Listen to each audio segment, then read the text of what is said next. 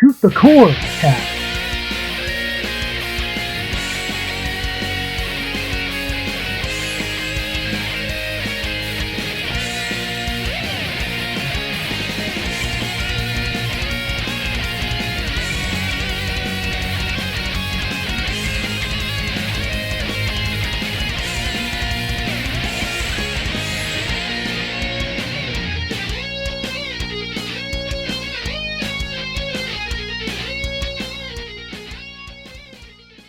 Welcome to Shoot the Core Cast, the official companion podcast to the RF Generation Shmup Club.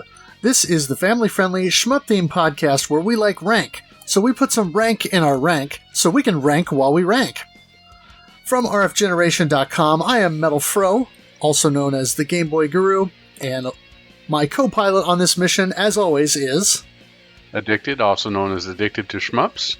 And with us for this episode, we have two special guests. They are...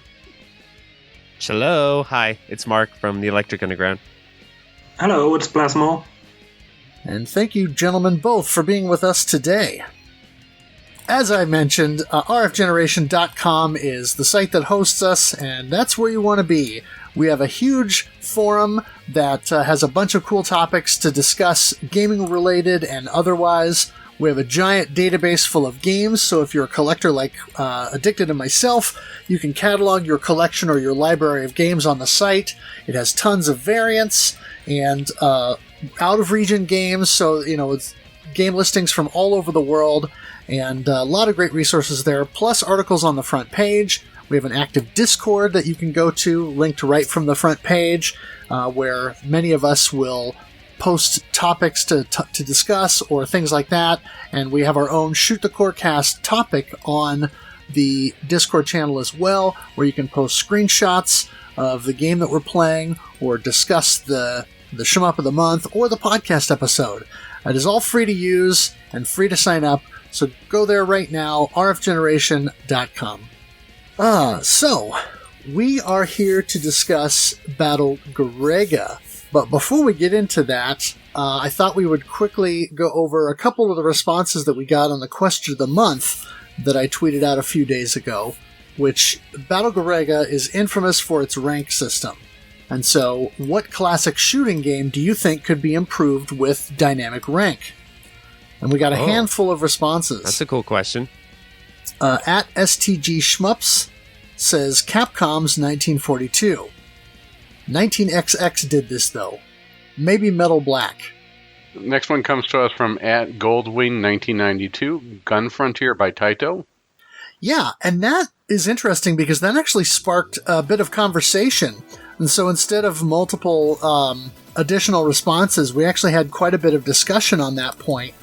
There was some folks who kind of chimed in and said, well, that game already has rank. STG Shmups, he said, I thought of saying the same thing, but it kind of does already. And there was someone else that mentioned the dynamic rank. Oh, it was Soft Drink. Yeah, Soft Drink _117 says, Gun Frontier already has dynamic rank, though. It's just very aggressive and seems mostly implemented as an anti-auto-fire mechanism. Fantastic game, too. And Neo Antoine also mentioned that he's a fan of the soundtrack in that game. So, kind of cool when you can sort of spark some side discussion on that. And then we also had at Moo Moo Town, who says, literally none. Dynamic rank sucks. Oh, you gotta have one of those. Yeah, which I always thought was funny, because, rank is one of those kind of divisive issues in games. All right, you want to take the last one I just added? Yeah, who just stole mine. All right, so our last one comes to us from at Void Audio, and he says R-Type. And I agree with this one. I think R-Type would be great to have dynamic rank in there. The patterns can get so predictable, especially when you're dealing with the arcade game, with all the safe spots in there. I think it would be neat to change it up.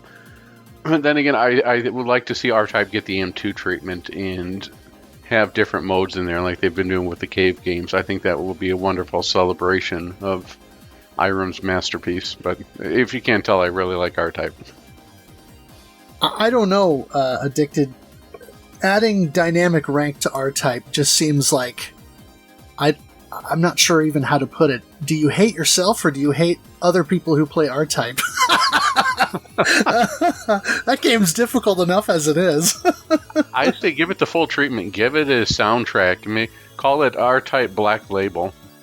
Oh, there you go. Or do something different with it in order to spice it up. I mean, it's the same way that M2 does it, right? We'll talk about this with Garegga, but Garegga, they redid the way that rank works. If rank works entirely different, it's an entirely new game. I would love to see a remix, not just an HD update like we've already seen. Let's mix up the rules a bit. Let's make it more challenging for these people who, sit in Japanese arcades and stroke rubber duckies for luck. For anyone who hasn't heard this story, there's this little Japanese lady who was probably on her third loop. It was pretty high up there within Gradius, and she had a little rubber ducky that she would stroke to get one to help her get past the hard parts there. But it was just amazing. The type of people who know the game inside and out, it would be great to get a new mode. And I would love to see it get the M2 treatment. Maybe we'll get something after R-Type Final 2, maybe? Here's hoping. Interesting. What about you guys? What do you think? I think give Gradius rank, because, Gradius already has Gradius Syndrome, where if you die, you basically have to reset the game anyway, so throw some rank in there. Why not? And people play Gradius with, how many loops do people go in that game? Like an insane amount of loops. I think it would be great. If when you hit loop 30, the game just gets absolutely absurd. And it doesn't become a game of, how long can you sit and play? It becomes a game of how long can you battle its insane rank. I think that would be pretty awesome. So I'm going with Gradius. Okay. If we are talking about rank, I think we're sometimes making it bigger than it actually is, because I think you will have trouble actually finding a game, a shooting game that has no rank whatsoever. Most of them do have rank in some form or the other. So Gradius, for example, has some pretty strong rank, but when you die or the bullets get slower, some enemies are not shooting at all. And I'm not sure with R-Type, but I wouldn't be surprised if this one has also rank, and the other games mentioned as well. So I think the spirit of the question is Garegga style rank, not just rank, but Garegga style rank. Right.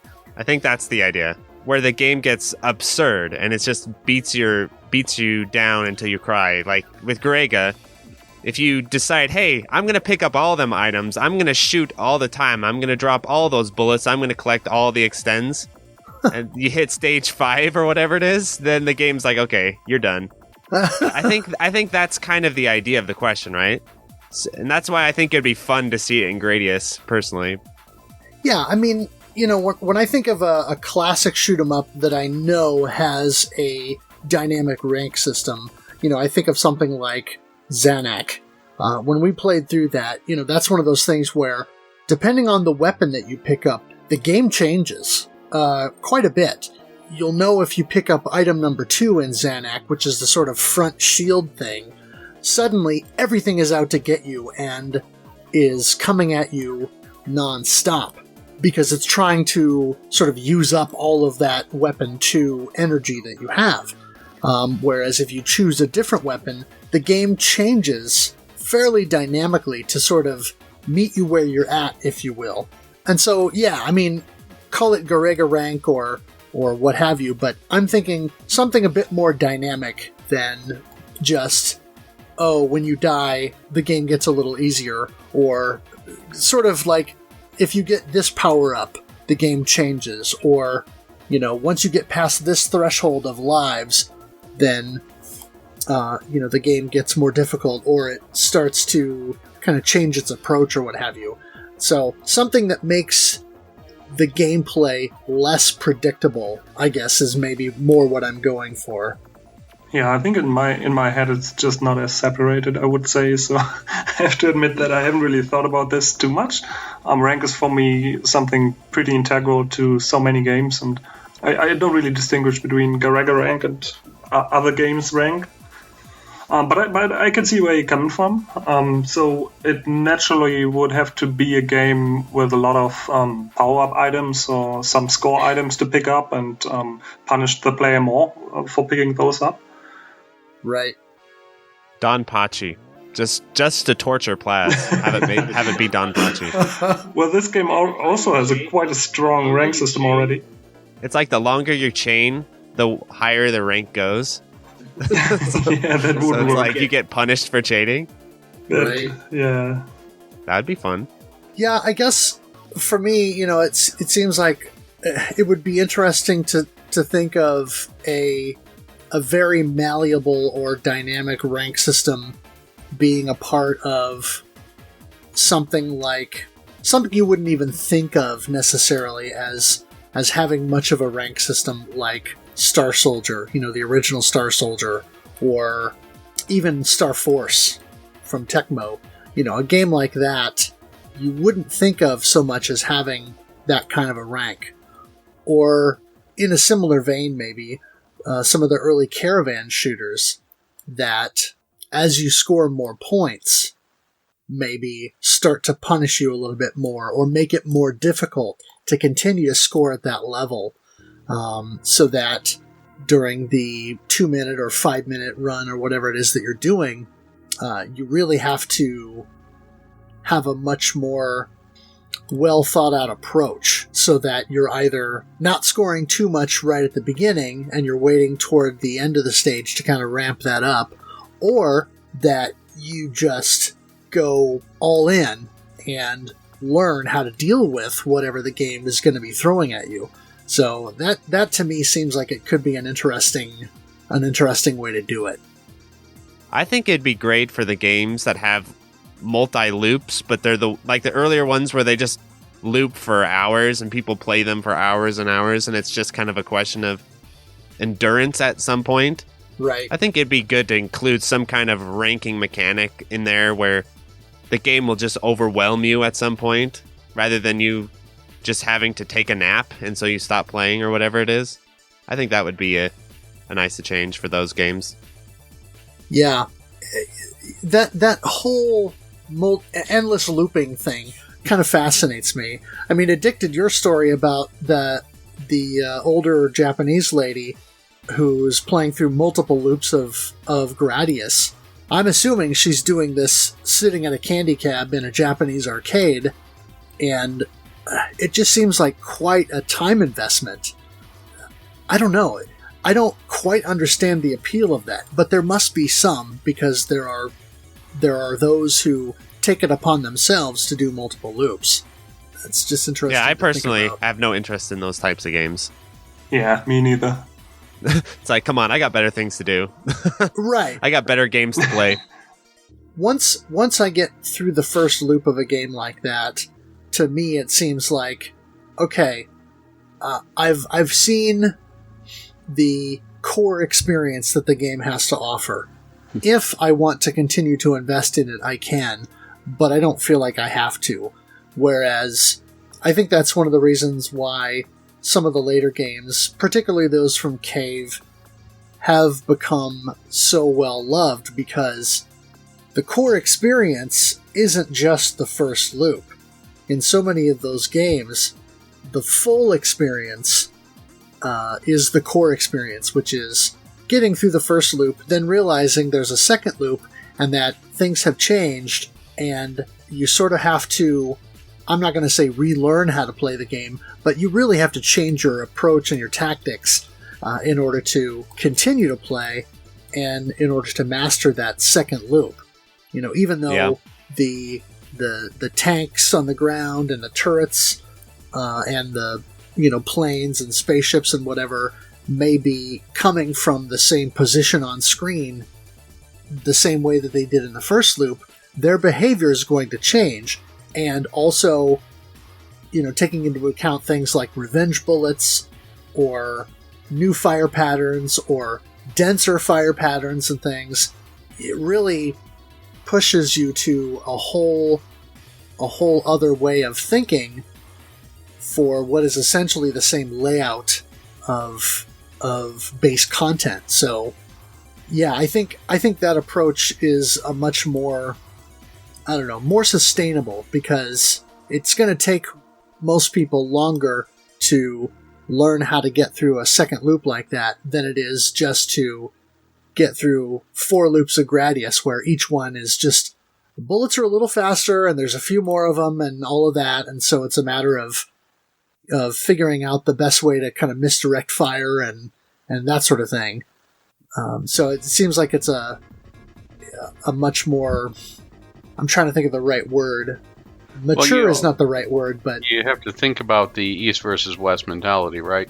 The people who are going to be masters of a game are people who are going to be looking to speedrun the game in the West, by and large. Well, the East mentality is getting very good with something and mastering it, becoming a master of it. So it's different mindsets as well.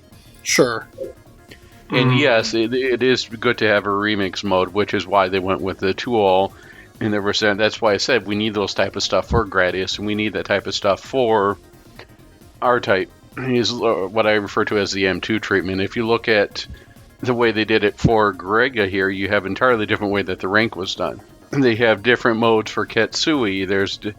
You got to do something to make the game more interesting, and if you do get it where it goes one loop and you've seen everything, it can get a little bit boring on there unless you're really interested in becoming an absolute master or speedrunner of the game.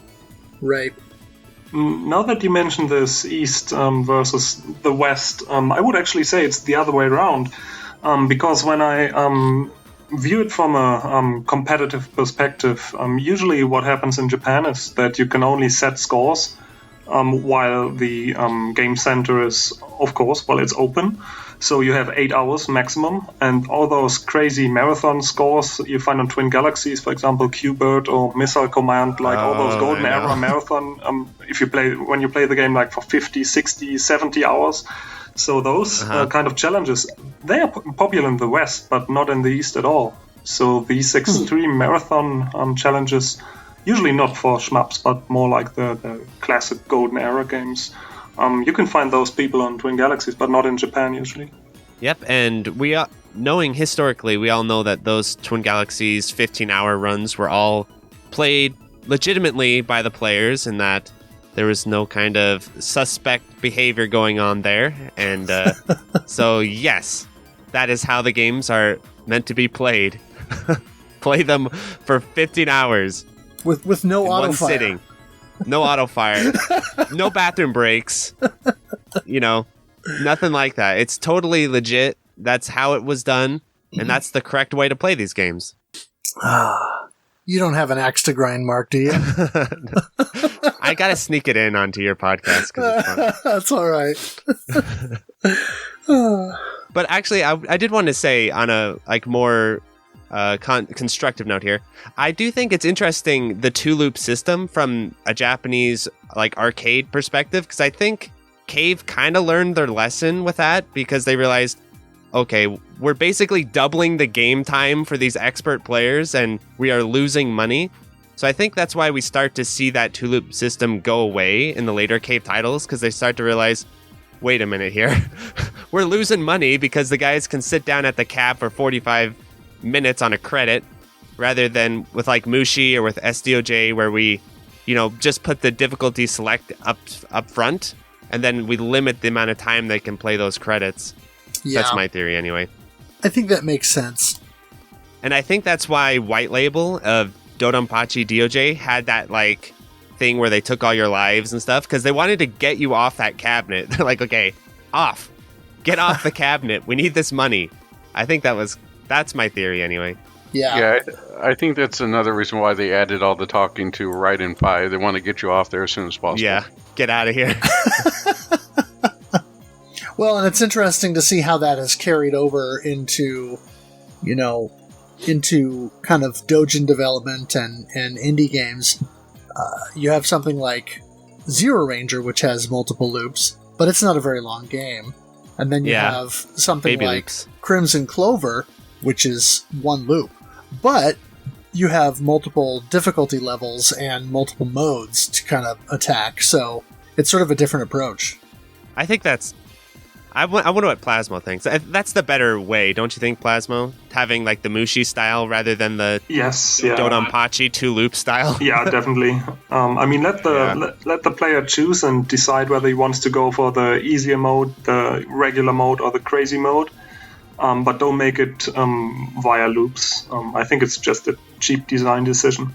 If you just loop the whole game again and again, that's just cheap. And I'm quite happy that we've moved away from that. And I think with like Dodonpachi and Ketsui, I think it was kind of a little bit antiquated where they didn't really think it over too much. Because from Cave's perspective, they're not making more money doing that. They're making less money doing that than having the... And when they sat down and made Mushi, they're like, okay, wait a minute. We need to make money on these games, so let's have it do it this way instead. Right, yeah. Yeah, I think that's definitely the motivation behind this. I mean, I think I can tolerate a second loop. It's not too bad. I still think it's bad game design, but I can... If I really like the game a lot, I can tolerate a second one. But please, then make it stop. Yeah. Right. All right. Well, good discussion, and thank you to those who have contributed to the question of the month. So, Addicted, would you like to maybe set us up with a brief intro to Garegga and its development? All right, but if I mispronounce, it's on you. No. All right. Battle Garegga was developed by Rising Company, Ltd., and published by Aiding in 1996 in arcades. I believe it ranked 8 out of 10 for that 1996 for the most money made that year in Japanese arcades. Very nice. Congrats. Garegga was Rising's 3D shooting game. What? Third. Yeah, okay. All right. Your typos got me. All right. Garegga was Rising's third shooting game, fourth game overall, and his first in the Bat trilogy of games, those being Armed Police Batrider, and the other two being Armed Police... Oh, boy. All right, let me take a sip of coffee here. All right. Garegga was Rising's third shooting game, fourth game overall, and the first in the Bat trilogy of games, which consisted of Battle Garegga, Armed Police Batrider, and Battle Backraid. Development was headed up by Shinobu Yagawa, who also did programming for games such as Pink Sweets and Ibarra, which I'm sure we'll talk about more and how those are different than pretty much anything else. Rising began in 1993 and developed their first shooter, Maho Daisakusen, aka Sorcerer Striker, released to arcades. And this was the first game in the Maho Daisakusen trilogy, followed by Shippu Maho Daisakusen, also known as Kingdom Grand Prix, and Great Maho Daisakusen, also known as Damaho. Yeah, and that's one thing I wasn't sure of is, and maybe you know this, Plasmo, do you know actually how to pronounce, is it Dimaho or Daimaho or Daimahu? Do you have any idea? It's probably supposed to be Daimaho. Okay. Yeah, I've always wondered that, because as I've started to sort of learn little tidbits about Japanese pronunciation, it makes me wonder whether that's supposed to be pronounced in a traditional Japanese pronunciation style, or more of an English style. Yeah, the funny thing is that this is actually the overseas title, right? The international title for this game. So the Japanese name is actually Great Maho Daisakusen, and Daimaho is some kind of spelling to still make it look Japanese, I think, but for an international audience, actually. So this is the English title, actually. Yeah. Huh. Why? Yeah, why? Well, that's a good one. No idea. They're just trying to destroy me because I can't pronounce any of these, and I always look at them in fear when I have to talk about them in videos. I'm like, oh, why, Rising? Why? Maybe it's like Yahoo. It's Dima.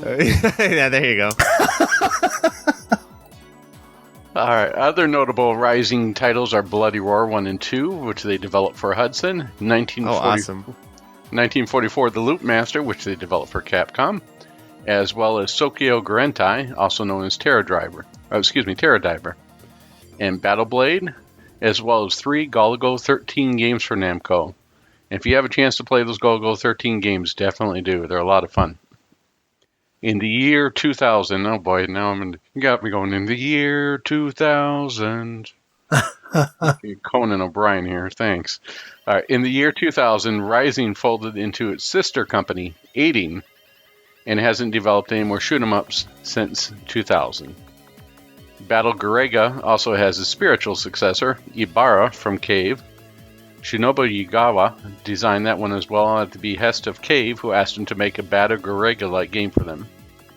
Battle Garegga was on the Toplan version 2 PCB, which is the same hardware as several later Toplan games, such as Tatsujin 2, also known as Truxton 2.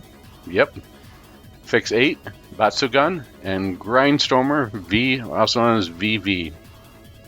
Battle Garegga received a port on the Sega Saturn in 1998, which has become highly sought after and, well, somewhat expensive, even though it lacks a degree of accuracy to its arcade original, which, you know, we were playing this through and I had mentioned to you and Mark that it seemed to run a little bit fast. I think it runs at 60 frames per second instead of the 57.4, I believe the arcade version does. It just seems like the Ketsui PS3 port fast. Okay. Yep. The Saturn games run a little bit fast.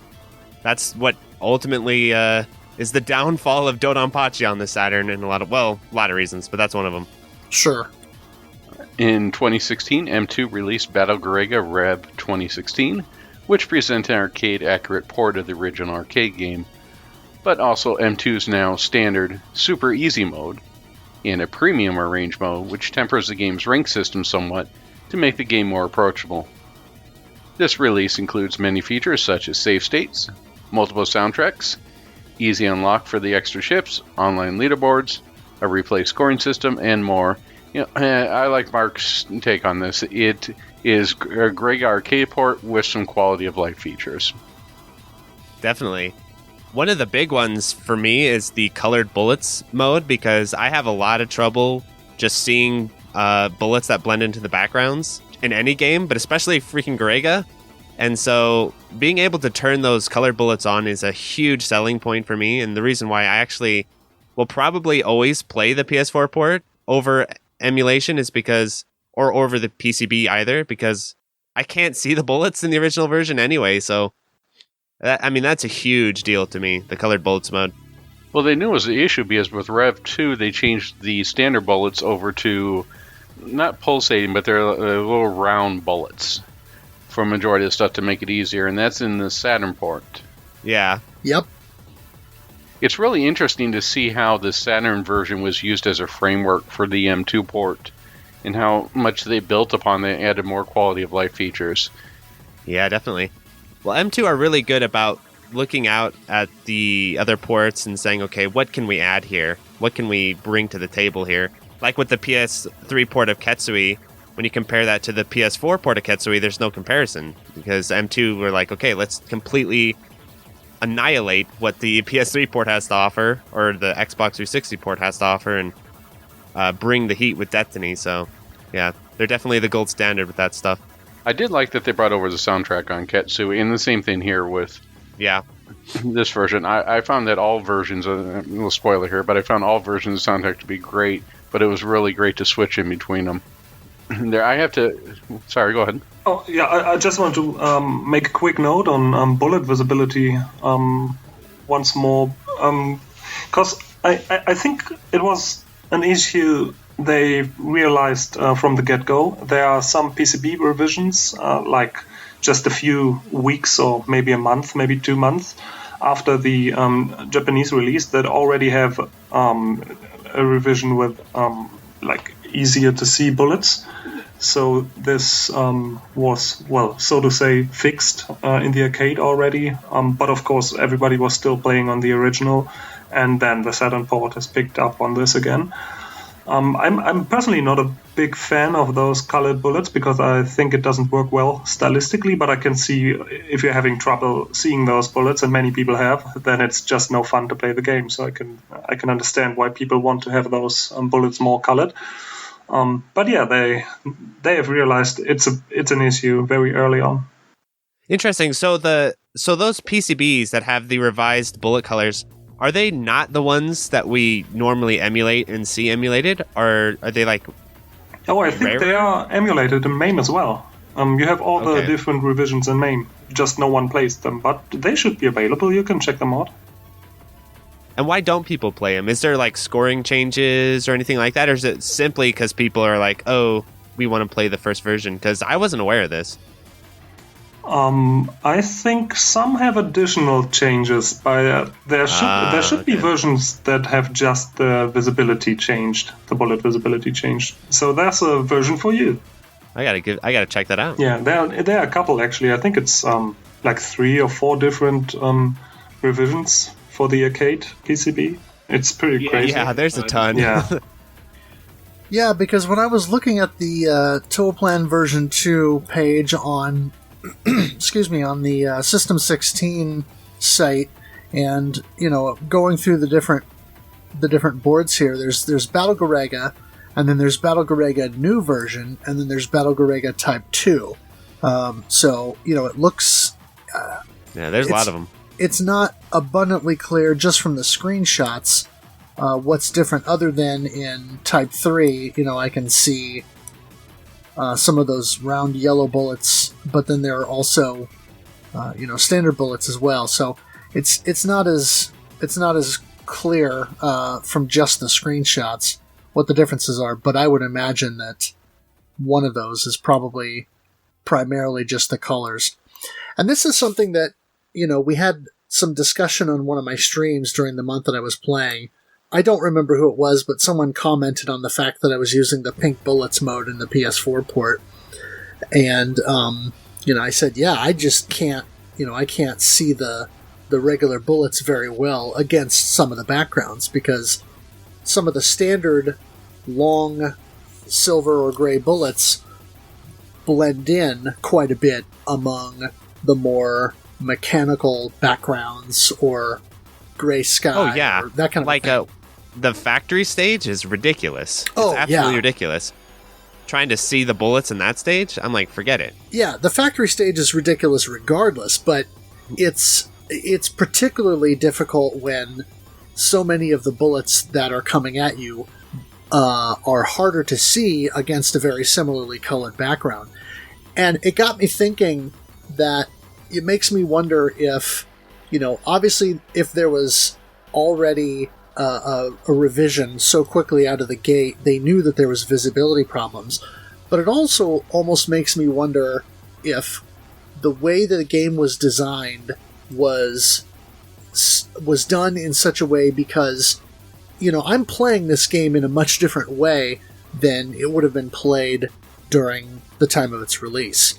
You go to a Japanese arcade and you're sitting down at a candy cab, and you've got a CRT monitor that's usually pretty bright, and it's right there in front of you, say 18 inches from your face. Whereas I'm playing on, a 55-inch TV on the M2 port, an LCD screen that's several feet from my couch, and I've got all these, M2 gadgets on the sides that I'm looking at. And, it's a pretty bright TV, but it's certainly not the kind of brightness that you would get from a CRT screen that's that close to you. And so it's a different experience. I've actually tested this because I went through this whole phase here where like I said, I actually have like vision issues. So I have trouble seeing bullets in lots of games, let alone Garegga's bullets. But I tried this. So I put Garegga on a massive CRT, and I had more trouble seeing it because of it just wasn't as high resolution. You couldn't quite make out the shapes as clearly. So I think my best luck has been putting it on a huge, FreeSync monitor. That was my best luck with seeing Garegga. I don't know if being on a cab actually helps that or not, to be honest. Interesting. That's been my experience, though. I think what would probably help with being in a cab would at least make it small enough that you could have a vision of the screen without having to maybe tilt your head. You could see everything all at once. I think being able to have entire control, or at least entire visibility of the playfield, would be what you get out of keeping it on a cab or within a smaller monitor setting. Some of those bullets in the factory stage are tiny. They are these little baby bullets. That's what gets me most of the time is factory, the part with the tank rush after the wall or whatever it is. Oh. I'll just be flying around and my ship explodes. I'm okay. I guess a bullet hit me there. That's where I really struggle, is that stage with those tiny little bullets. I can't see them. I literally just cannot see them. And the fun part is, too, is sometimes in this mode, Eaglet ran into this at Stunfest, sometimes the bullets go invisible because there's too many sprites on screen and the game's like, okay, we can't draw all these sprites. So sometimes you can actually get hit by invisible bullets, as happened to Eaglet at Stunfest a few years back. Yeah, that happens in a lot of games, actually. Cave games as well. Yeah. So when you hit that sprite limit, stuff becomes invisible, and it is an issue. Yeah, not really connected to the bullet visibility, which is a design choice.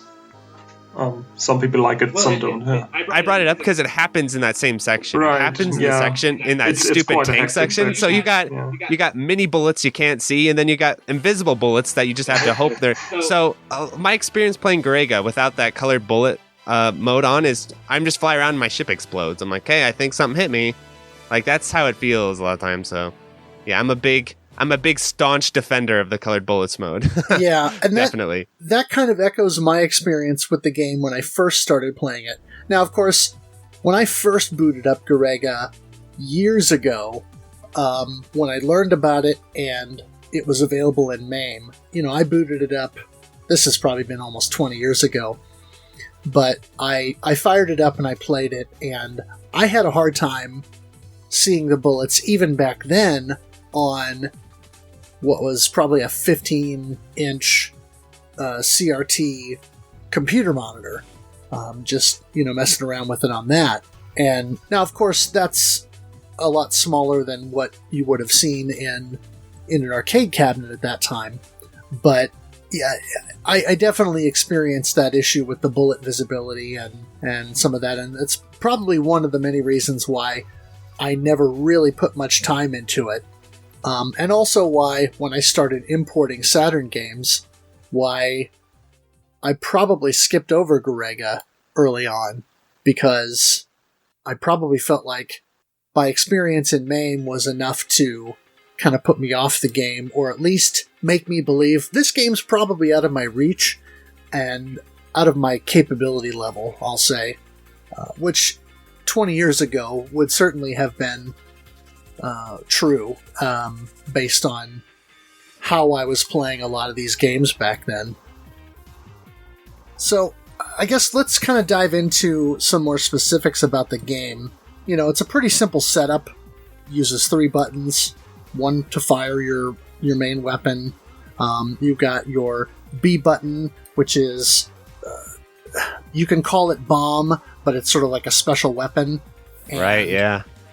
so depending on the plane or the ship that you select is going to vastly determine the kind of special weapon that you have, because a couple of them have a more traditional bomb style, whereas a couple of them use something that's completely different.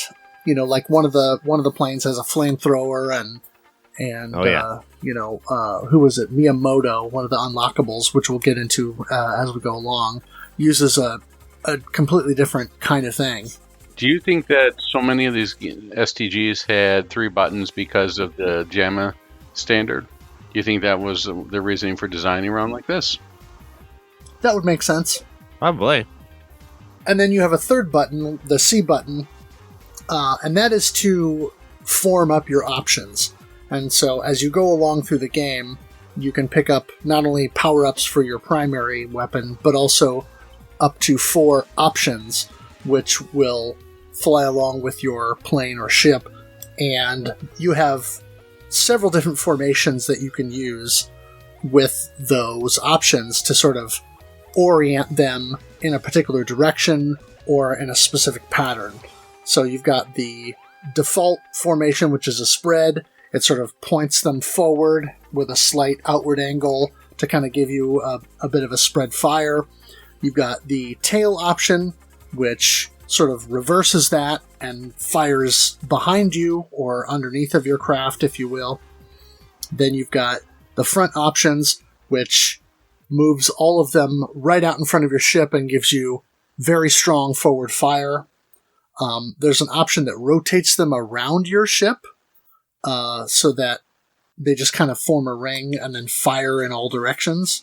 And then you have the trace, which is like basically whatever direction you move your plane or ship, those options will move in the opposite direction. And so right. It'll sort of fire in that direction opposite of whatever direction you're moving. There's also the special formations. Yeah, which are pretty cool. There's the wide formation, which if you let 5 of the small shot items fall off of the screen, and then you pick up an option before the 6th small shot item falls off the screen, then you get the wide formation, which is basically like the default forward formation, but just spread out wider so that your options cover a wider area of effect. I didn't find this one particularly useful because I found that because most everything other than popcorn enemies tend to take more than a couple of shots to destroy, I felt like it wasn't as effective to have them spread out as wide. But if you manage to get the wide option, then it'll stay that way until you hit the C button again to cycle through the different formations. Similarly with the homing, you let 5 of the small special weapon or bomb fragments fall off the screen, and then you pick up an option before the 6th bomb fragment or weapon fragment falls off the screen, and then you get homing options, which will basically fly around the screen to different enemies or turrets or whatever and target them directly. That's the moneymaker. That's the one. Yeah, the becomes critical in the later game. The homing option is by far, I think, the most useful one. If you're talking about the special ones, it's really, really, really, really helpful, particularly with bosses. The search option, you let 5 of the option items fall off the screen, and then you pick up a 6th, and then I guess it's similar to the homing, except they sort of rotate around, and then will target enemies that way. It's like the poor man's homing. Like sometimes when you lose homing, and you're like, okay, I gotta get something real quick, like, maybe pick up search. That's what I've been doing sometimes. I don't think I ever actually got the search formation activated during any of my playthroughs, but I was never trying for it because the homing is just so useful. One that I did grab, though, is the shadow, and that you let 5 medals fall off the screen, and then you pick up an option before the 6th medal falls off. I probably did that a couple of times on accident when the screen was full of bullets and I had medals coming out that I couldn't grab. And again, with all of these, you hit the C button to change formation, and then you'll be out of that special formation. So as long as you don't hit the C button again, or die, you'll stay in that formation.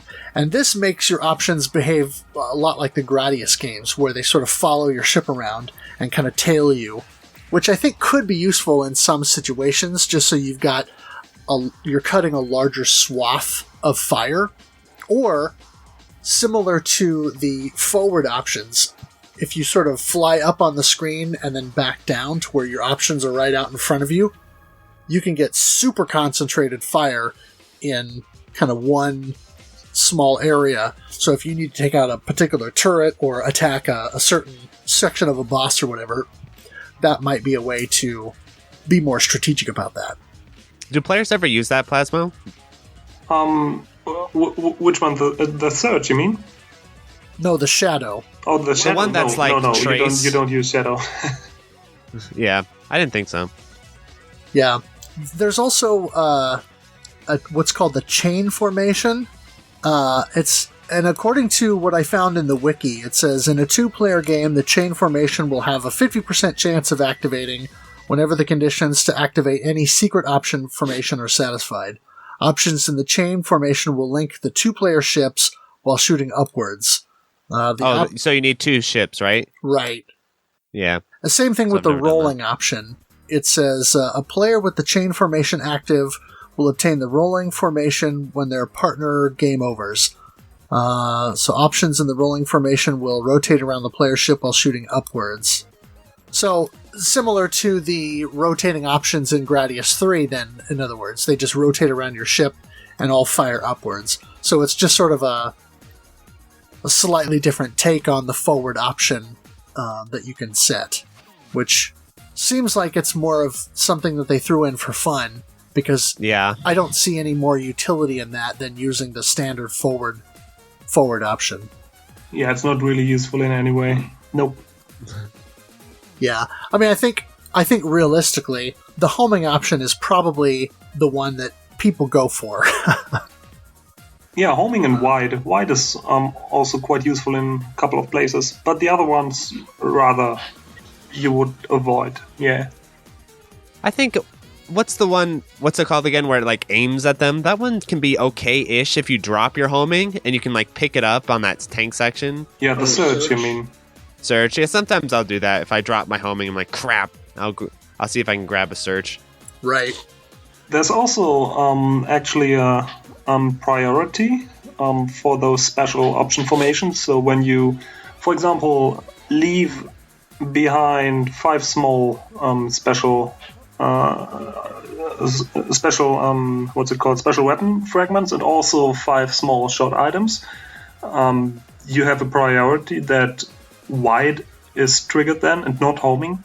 So you have to sometimes watch out to not fulfill 2 of those conditions, because you will of course only trigger ever 1 of the special formations then.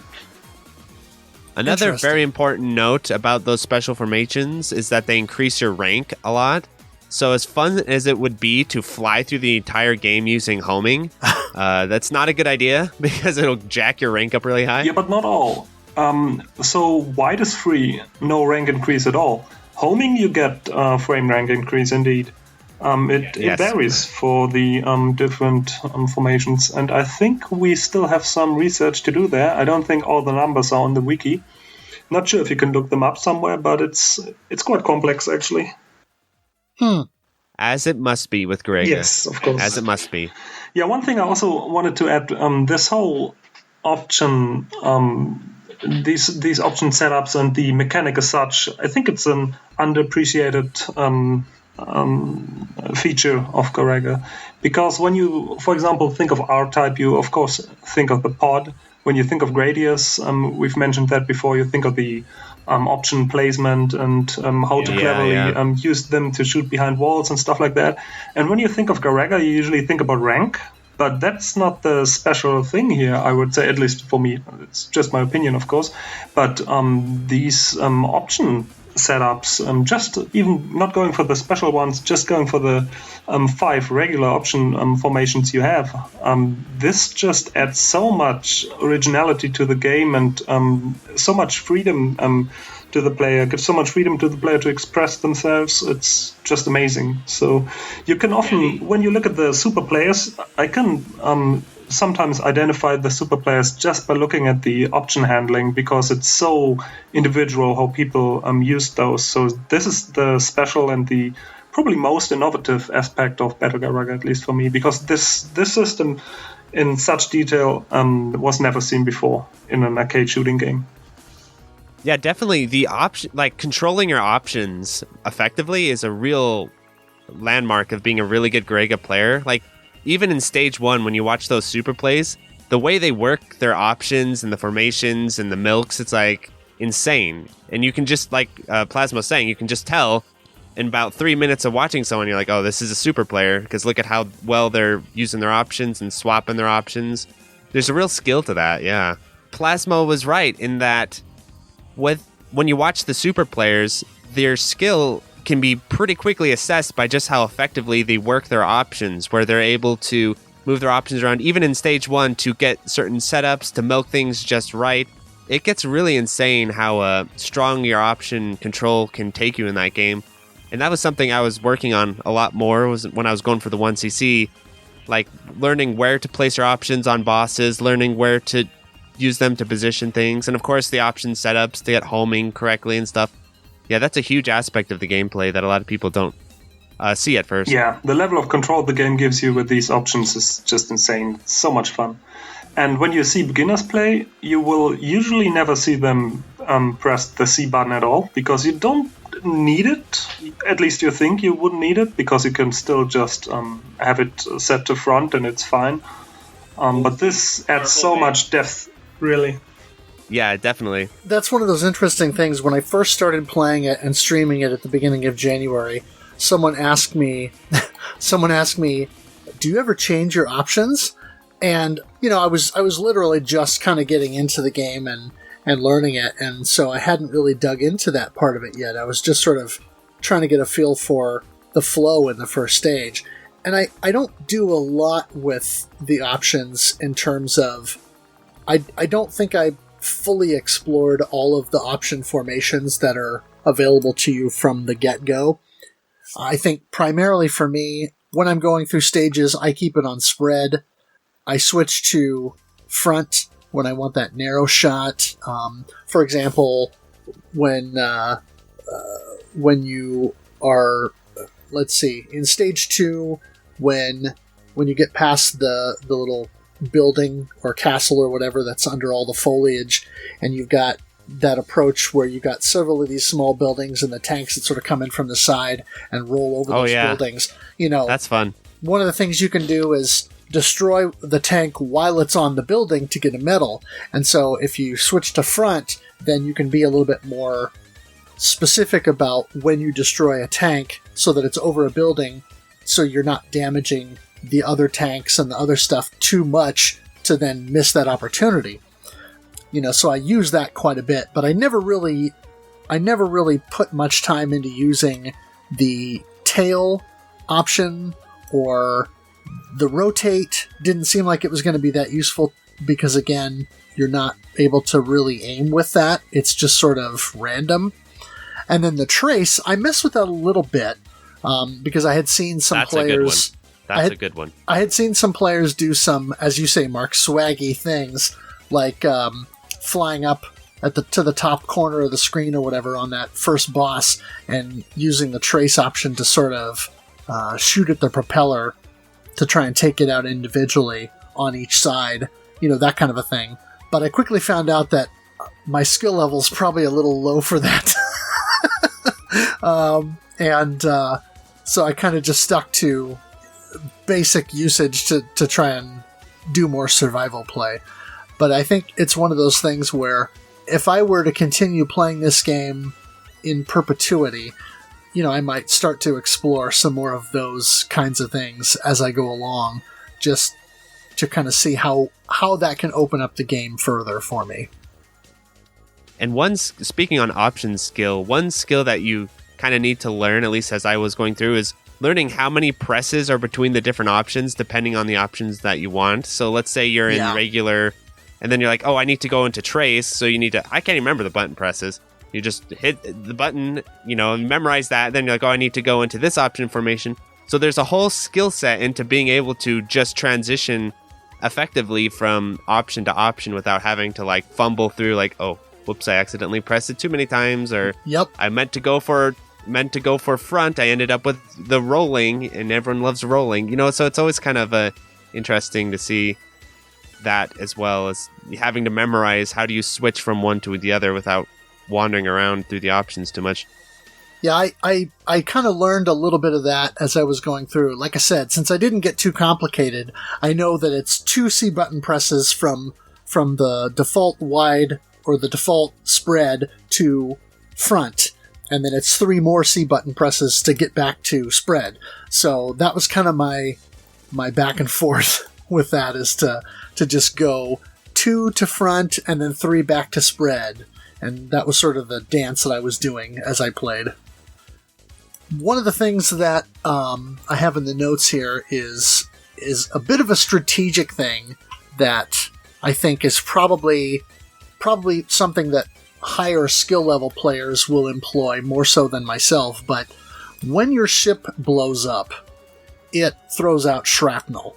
And the shrapnel will do damage, and it will pass through enemies, and it also has the ability to cancel some bullets. So, because of the game's rank system, one of the things that you see in replays of the game online, or that you hear in discussions, such as there's a lengthy discussion that had Icarus, and I think you were on that call, Plasmo, am I right? Yep, Yeah, Eaglet, and Eaglet. Plasmo, and Icarus. Yeah. And so, when you're watching that video with the play that's going on in there, and of course you see the strategic deaths where you go into a boss and then you die almost immediately, and you're right up against the boss, so that when you get taken out, all that shrapnel is damaging the boss, and then that also gives them plenty of time to hopefully get back all their power-ups as they come back on screen and have a few iframes to kind of regroup. That's not a technique that I really learned how to use, but I can see where that would be very useful. Yeah, I love the suicide shrapnel mechanic. The only bad part about it is when you go to play other games, you miss it. I can't remember what it was. I was playing some kind of toe plan game afterward, and I was ramming my ship into stuff. I'm like, oh yeah, that doesn't work anymore. I love that mechanic though, where you blow up and kamikaze and the pieces damage stuff. There can be times where it sometimes can kind of mess up your routing if you accidentally die and blow something up before you wanted to, but other than that, I actually like the mechanic a lot. Yeah, it's like a different attack you can still use. Go all out and just sacrifice your life and use it strategically. Yeah, that's a lot of fun. I like that as well. I like the concept too, you kamikaze into things. More games need kamikazes. We need to bring that in more games because I love it. Is Garegga the first game to introduce that sort of shrapnel mechanic where your ship gets destroyed and the remnants of your ship will damage or destroy other enemies? That could very well be the case. I haven't seen it anywhere else that I can think of. Yeah, I'm not aware of any that came prior to Garegga, so I wasn't sure. It also looks awesome. We have to point that out. When the parts of your ship explode and fly out there and blow other stuff up, it just looks awesome. Yeah. It doesn't feel awesome, but it looks cool. Or when you plan it, when it's intentionally, then it does feel awesome, actually, yeah. Yeah, That's you're true. Yeah, take that. Yeah. Or it kind of feels awesome, too, because you get, if it's some stupid popcorn enemy that takes you out, at least they die in the process. You're like, okay, Right. at least you're dead. Yeah, the good part is that while you will destroy popcorn enemies with your shrapnel, you cannot destroy bosses with them, so you will not lose the big score bonus from them just by killing it with your shrapnel. So there's a cap that will prevent bosses from dying from shrapnel. Right. Except the last one, right? Because that can happen, right? Where right or no? Nope. The very last one where it's shooting you and then it hits you. Because I've seen it happened to me actually in a run where it killed me, and maybe it was my bullet that hit it though. Yeah, it should we both blow up at the I think same it was time. your bullet. I think bosses really cannot die from your shrapnel, which is a good thing, I think. Yeah. That would be cool if they took it off the last boss, but I understand. Yeah. It's an interesting mechanic nonetheless. Now, when you first start the game, you've got four planes that are available to you. But of course, as most everyone knows, Garegga has 4 unlockable ships that you can use. And you can get that on an arcade cabinet by entering a code at the title screen, which is kind of a variant of the Konami code in a way. Up, up, down, down, left, right, ABC, and then start. So that basically adds 4 additional ships that are from the Maho Daisakusen series, which is a big deal because they're awesome. Yeah, well, then it kind of changes the way the game plays in some ways too, because they are definitely different than the 4 included planes that the game has right off the bat. What do you think of Garegga, Plaz, if it didn't have the Maho ships? Like, it would be a far less awesome game, wouldn't you agree? Or would you still play it a lot with the standard ships? Oh, I think it's definitely better the more ships you get, because, I mean, even the 4 Garegga ships play very differently each. But of course, when you then have even more ships, you have even more variety. So just put in 20, 30 ships in there would be cool. I like it. That's the like, more the better. That's like Bat Rider. Yeah, that's exactly. like Bat They Rider went right there. really crazy on this one then. Yeah. But my favorite ships are all the unlockable ones. My favorite 2 ships are Moto and Gain. You know, without those 2, I would be a sad boy. So I'm glad they're in there. Yeah, they're really cool. And like generally speaking, I would say more powerful, higher scoring. Like, just very generally. Yep. Maybe Chitta not so much, but the other 3. Yes. Maybe we need someone to make us Raiden Fighter's Garegga jet. Yeah. I definitely agree. I think that the ships add a lot. In fact, it made the game feel a heck of a lot easier when playing as Moto. Yeah, he's an easier way to get a 1cc, I think. Yeah. The hitbox around him, and that was the biggest thing that I had with this, aside from dealing with rank, was the hitbox, which I was playing with the Korean version, and it translated on my phone to Judgment Box, which right. I like a lot better. And really aptly fits this game. I think that you're doing yourself a disservice, especially since, as far as I can tell, there's no penalty for selecting a smaller hitbox and a faster plane by pressing A, B, and C, especially when using it for Moto, because he flies across the screen like a rubber band. It just really makes getting out of those tough situations, especially when you can't see a bullet, and then you see it right at the last second, and maneuvering. And did anybody try and do it with the actual ships? I know that the Golden Snail seems to be a pretty favorite. Oh yeah, we should explain that. The button selections and how that changes how your ships act. Right. So with the standard button, you get the standard ship, you know, that's lame. And then the C button, that's a popular one because you get the faster ship and smaller hitbox. Sorry. You get the smaller hitbox.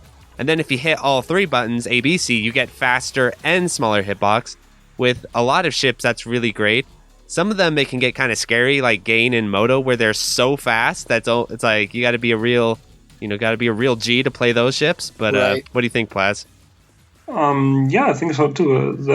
You want to have increased speed, definitely.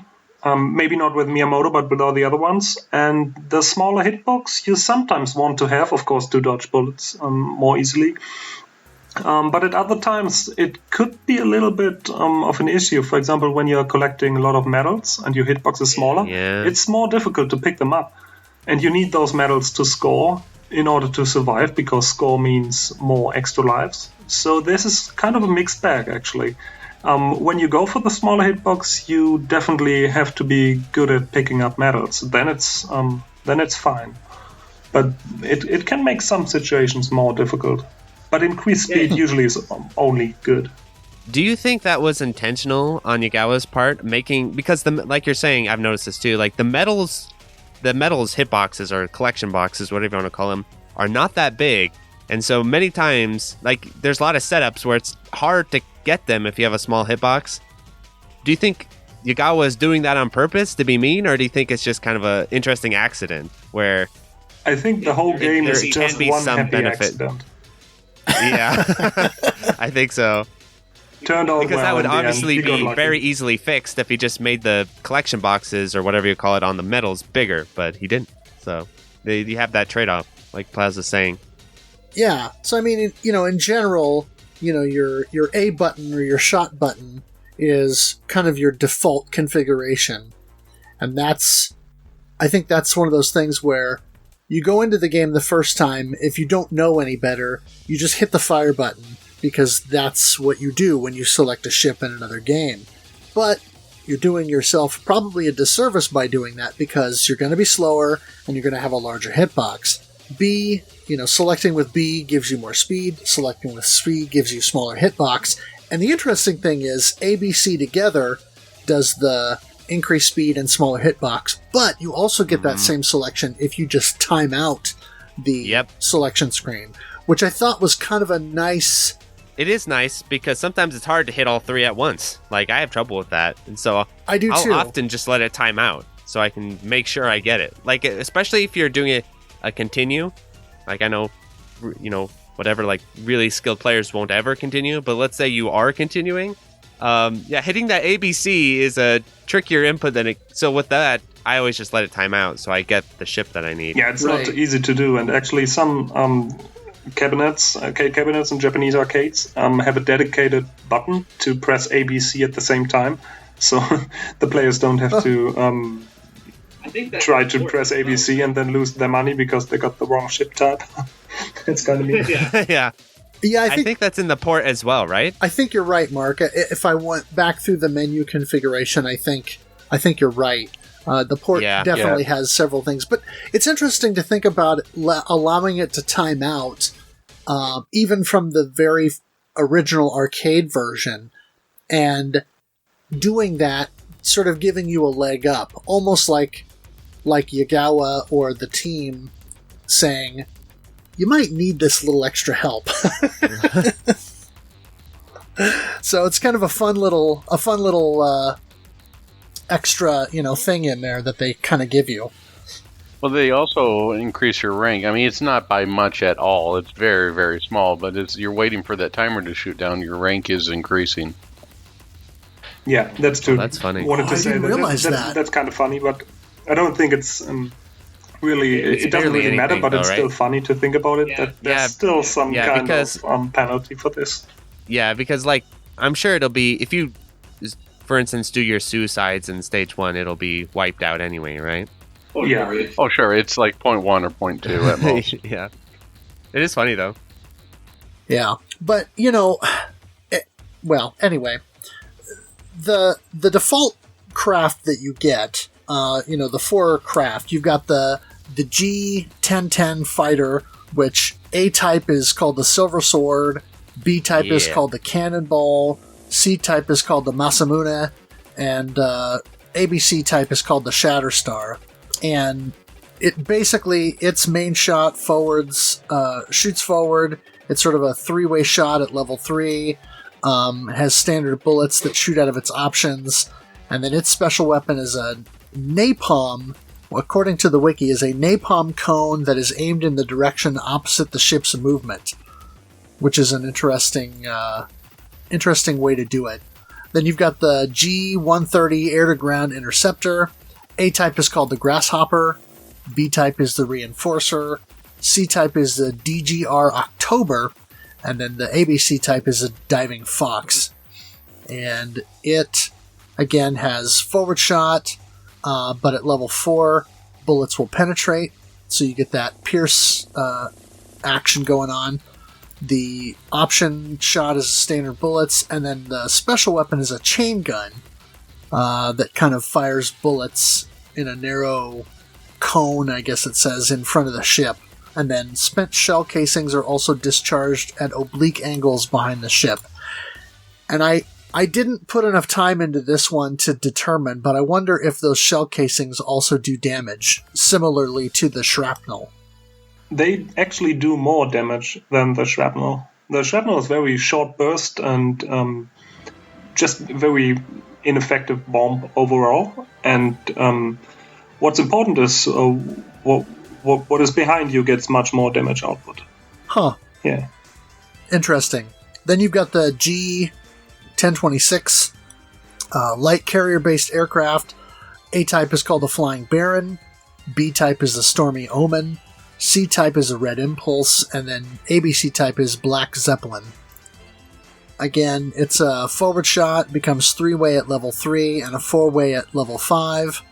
Standard bullets on the options, and then the special weapon is homing missiles. And it sort of shoots out a barrage of homing missiles. I quite liked that special weapon on this ship. I can see how it might be a little bit chaotic and haphazard to use. A, because there's already, in many cases, a lot of bullets on screen and a lot happening, so you're just making things even more chaotic. And also, aiming it or, using it more intentionally might be a little bit more difficult, but it seems like that might be kind of fun to mess with. Yeah, these homing missiles in particular, the ones of the Flying Baron, they are very weak on the one hand, and they explode instantly, so they almost do no damage at all. And then their behavior, those homing missiles are quite stupid. They hit everything, but not the stuff you want them to hit. So it's quite painful to actually make them hit anything at all. It's a very difficult bomb to use and very ineffective. I see. Okay. And then you also have the G913 heavy carrier-based torpedo bomber. A-type is known as Wild Snail. B-type is the Iron Mackerel. C-type is Rust Champion. And ABC type, which I think is the most well-known, is the Golden Bat. Oh, yeah. It's got a forward shot that becomes a 3-way at level 3 and a 4-way at level 5. But its bullets are penetrating or piercing at all levels. So, right away, that definitely makes it a little bit more useful, I think. Yeah. That's the big one. So the Flying Baron and the Grasshopper are kind of weak, but the Wild Snail is the big one here. Yeah. It's a good ship for beginners as well. So we've talked about the Miyamoto character, and we will again talk about it soon. So I would recommend for beginners the Miyamoto or Wild Snail. Those are the good ones, I would say. Yeah, the Right. Golden Bat does insane amounts of damage with his regular shot. He'll eat through enemies like they're, Christmas pudding. One thing that I do want to say, too, is just you reading through that list, Yugawa has a real talent for giving awesome names to all his ships. I mean, Keijo should take a thing out of his book. All those ship names are... Oh, sorry, this is a kid's show. Are really awesome. So I love all the naming conventions of all the ships. Yeah, I mean, it really is pretty creative, and it shows that, they were really, really thoughtful in how they went about making these different designs. But yeah, this ship also has twin flamethrowers that are its bomb or special weapon, and they lock on to nearby targets. This is one that I think you probably have to be fairly mindful about how and where to use that, so that you can make sure that you're targeting the right enemy or the right thing because of that sort of lock-on or homing feature of the special weapon. Yeah, I'm a huge fan of the flamethrowers just because the aesthetics and also they feel very powerful. But I think a lot of people aren't too big fans of them. What do you think, Plaz? Are you a fan of the flamethrower? Oh, yes. Wild Snail. Yeah, they're It's awesome, definitely aren't my they? favorite of the 4 Garegga ships. Yeah. Yes. And then, of course, we have the unlockables. So, from the Mahou Daisakusen games, you have got Gain the Warrior, and I think the information in the wiki I have here is what I've got in parentheses in the notes is Valhallizer. I'm assuming that's the name of his ship. Yes, it is. Okay. So he has a forward shot that becomes 3-way at level 4. His option is large swords that function as penetrating bullets, which I love. And his special weapon is a magic circle that deals area of effect damage in front of the ship. And this functions as a traditional bomb type of special weapon that you get in what you would think of as most classic shmups, like a Raiden or Same Same Same or something like that. The thing that I like about Gain's bomb, and the thing that drew me to him, is the fact that it lasts when you have a full bomb stock or a full bomb icon to use. It lasts for a very long period of time. And so, not only can you use it for damaging bosses and things like that, but it also does a pretty good job of blocking enemy projectiles for a short period of time, and also damaging ground targets and sort of carrying that forward. So I took to Gain pretty quickly, and that's what I focused on most of my play throughout January.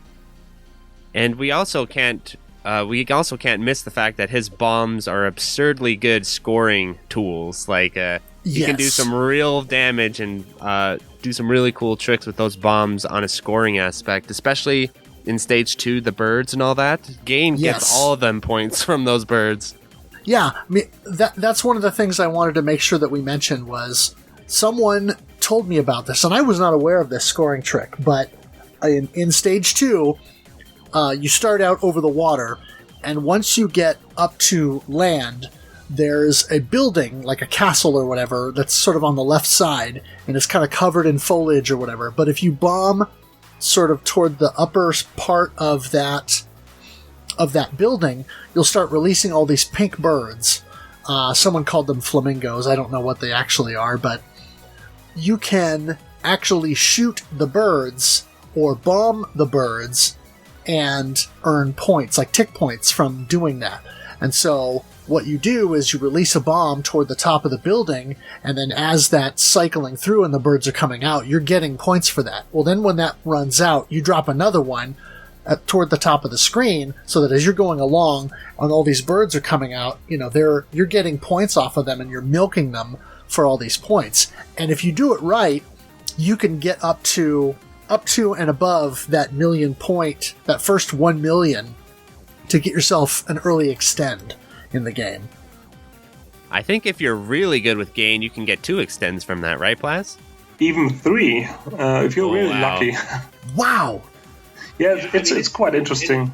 Gain is the one who really works those birds. Like, I play Moto.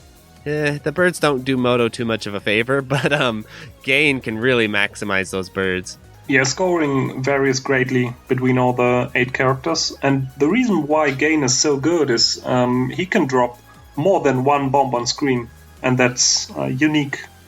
Yeah, he can stack The them. other characters cannot do that. Yeah. And also, talking about the birds, the ending sequence actually changes when you activate the birds. At the end, after the last boss, you see your ship flying through the blue sky, and when you activate the birds, you see the birds flying there. Oh, that's awesome. That's like some Super Metroid stuff. Yeah, as I mentioned on Discord earlier, I finally managed to get my super easy clear earlier this morning. And, Congrats. And my ending, I got the birds because I activated them on Stage 2. So that was cool to see. That's a fun little element that they put in there. It's just more than just the birds, right? There are a couple of other areas where you can increase your score. Not having to do with flamingos, of course. I think there's one in Stage 5, if I remember correctly. Well, there are a lot of areas that you can bomb either buildings or pipes, different structures within the game in order to reveal medals. Rails. But yeah, I do think there are other portions or other places where you can bomb to get additional score. A big one is the opening of Stage 3, that very opening section there. If you bomb the floor, there's like piles of medals in there. So yes. I didn't know that when I first played the game, and I saw someone doing like, whoa. So yeah, keep an eye out for the piles of medals in the opening of Stage 3. Right. Or later in Stage 3, there's all of those, what look like giant fuel tanks or whatever, and if you bomb those, then those have medals in them. Yeah. So, all kinds of stuff like that. So, there's also Chitta, the magician, and her ship, I believe, is called Gundalf, and again, it's a forward shot, becomes 3-way at level 3. Her options are special bullets with homing properties. And then her special weapon is, it says, a genie in a bottle that hits an area in front of the ship. I never really used Chitta because most people, I think, that I've talked to or that I've heard talk about Garegga have kind of said that she is not a good character to use. Low tier. Yeah, she's really bad. She's charming, but not very good. Yeah, very weak shot, weak bomb. Bomb takes ages to even activate. I mean, if you press B, 3 seconds later, you have the bomb. That's very weak as well. Wow. It doesn't last very long. So she's probably interesting to score with because the score ceiling also is a little bit lower than with the others. But very, very difficult to use for advanced players only, I would say. Okay. And according to the wiki, her options are the enemy Goblin Imp Mages from Maho Daisakusen, and her special weapon is actually the same bomb that she had in Shuppu Maho Daisakusen. Then you also have Miyamoto, the Samurai Dragon, and his is a narrow forward shot, and it becomes wider at level 4. Special bullets explode on impact, giving an area of effect damage. And then his special weapon is, it says, sword slashes that propel wind blades in a wide cone in front of the ship. So yeah, I noticed this, I think when I was watching your 1cc run, Mark, that his special weapon is very far away from a traditional bomb type of effect, but it still has a very wide area of effect, even if that is a little bit weaker in its approach.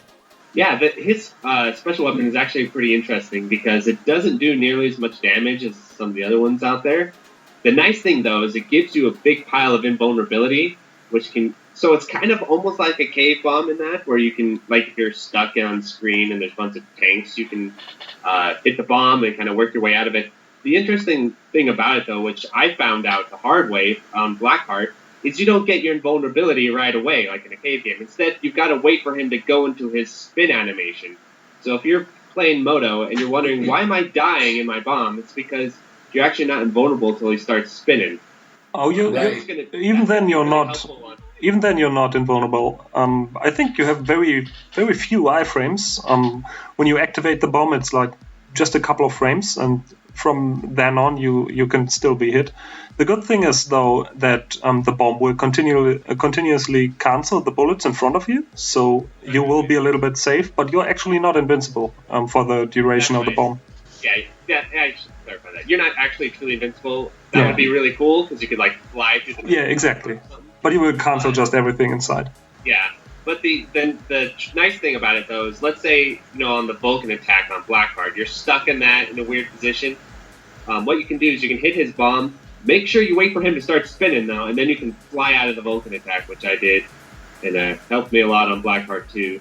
Yeah, right. There's a little note on that. But yeah, unfortunately, it doesn't do a ton of damage, but it does have a nice, huge area of coverage, and it can cancel a lot of bullets. So it is a good bomb. Oh, it's definitely a good bomb, yeah. And I think the best part, probably for beginners, is that you can use it traditionally as a panic bomb, because most of the other ship's bombs, they don't work on button press. You have to wait a few frames before they activate. But for Miyamoto, it's instant activation, so that's good. Yeah, I found that out with Gain, that there is a little bit of a delay between hitting the button and getting the bomb. So I tried to learn how not to panic bomb in the game and use them more strategically. Or you have to panic much sooner. You got to get scared faster. Right. Scared right away. Like, oh crap, hit the bomb. And according to the wiki, Miyamoto's options are the ninjas from his F subweapon in Maho Daisakusen, but the bullets they shoot are actually from the W subweapon in the same game, so it's sort of a mixture there. And then his special weapon is his bomb from Shuppu Maho Daisakusen.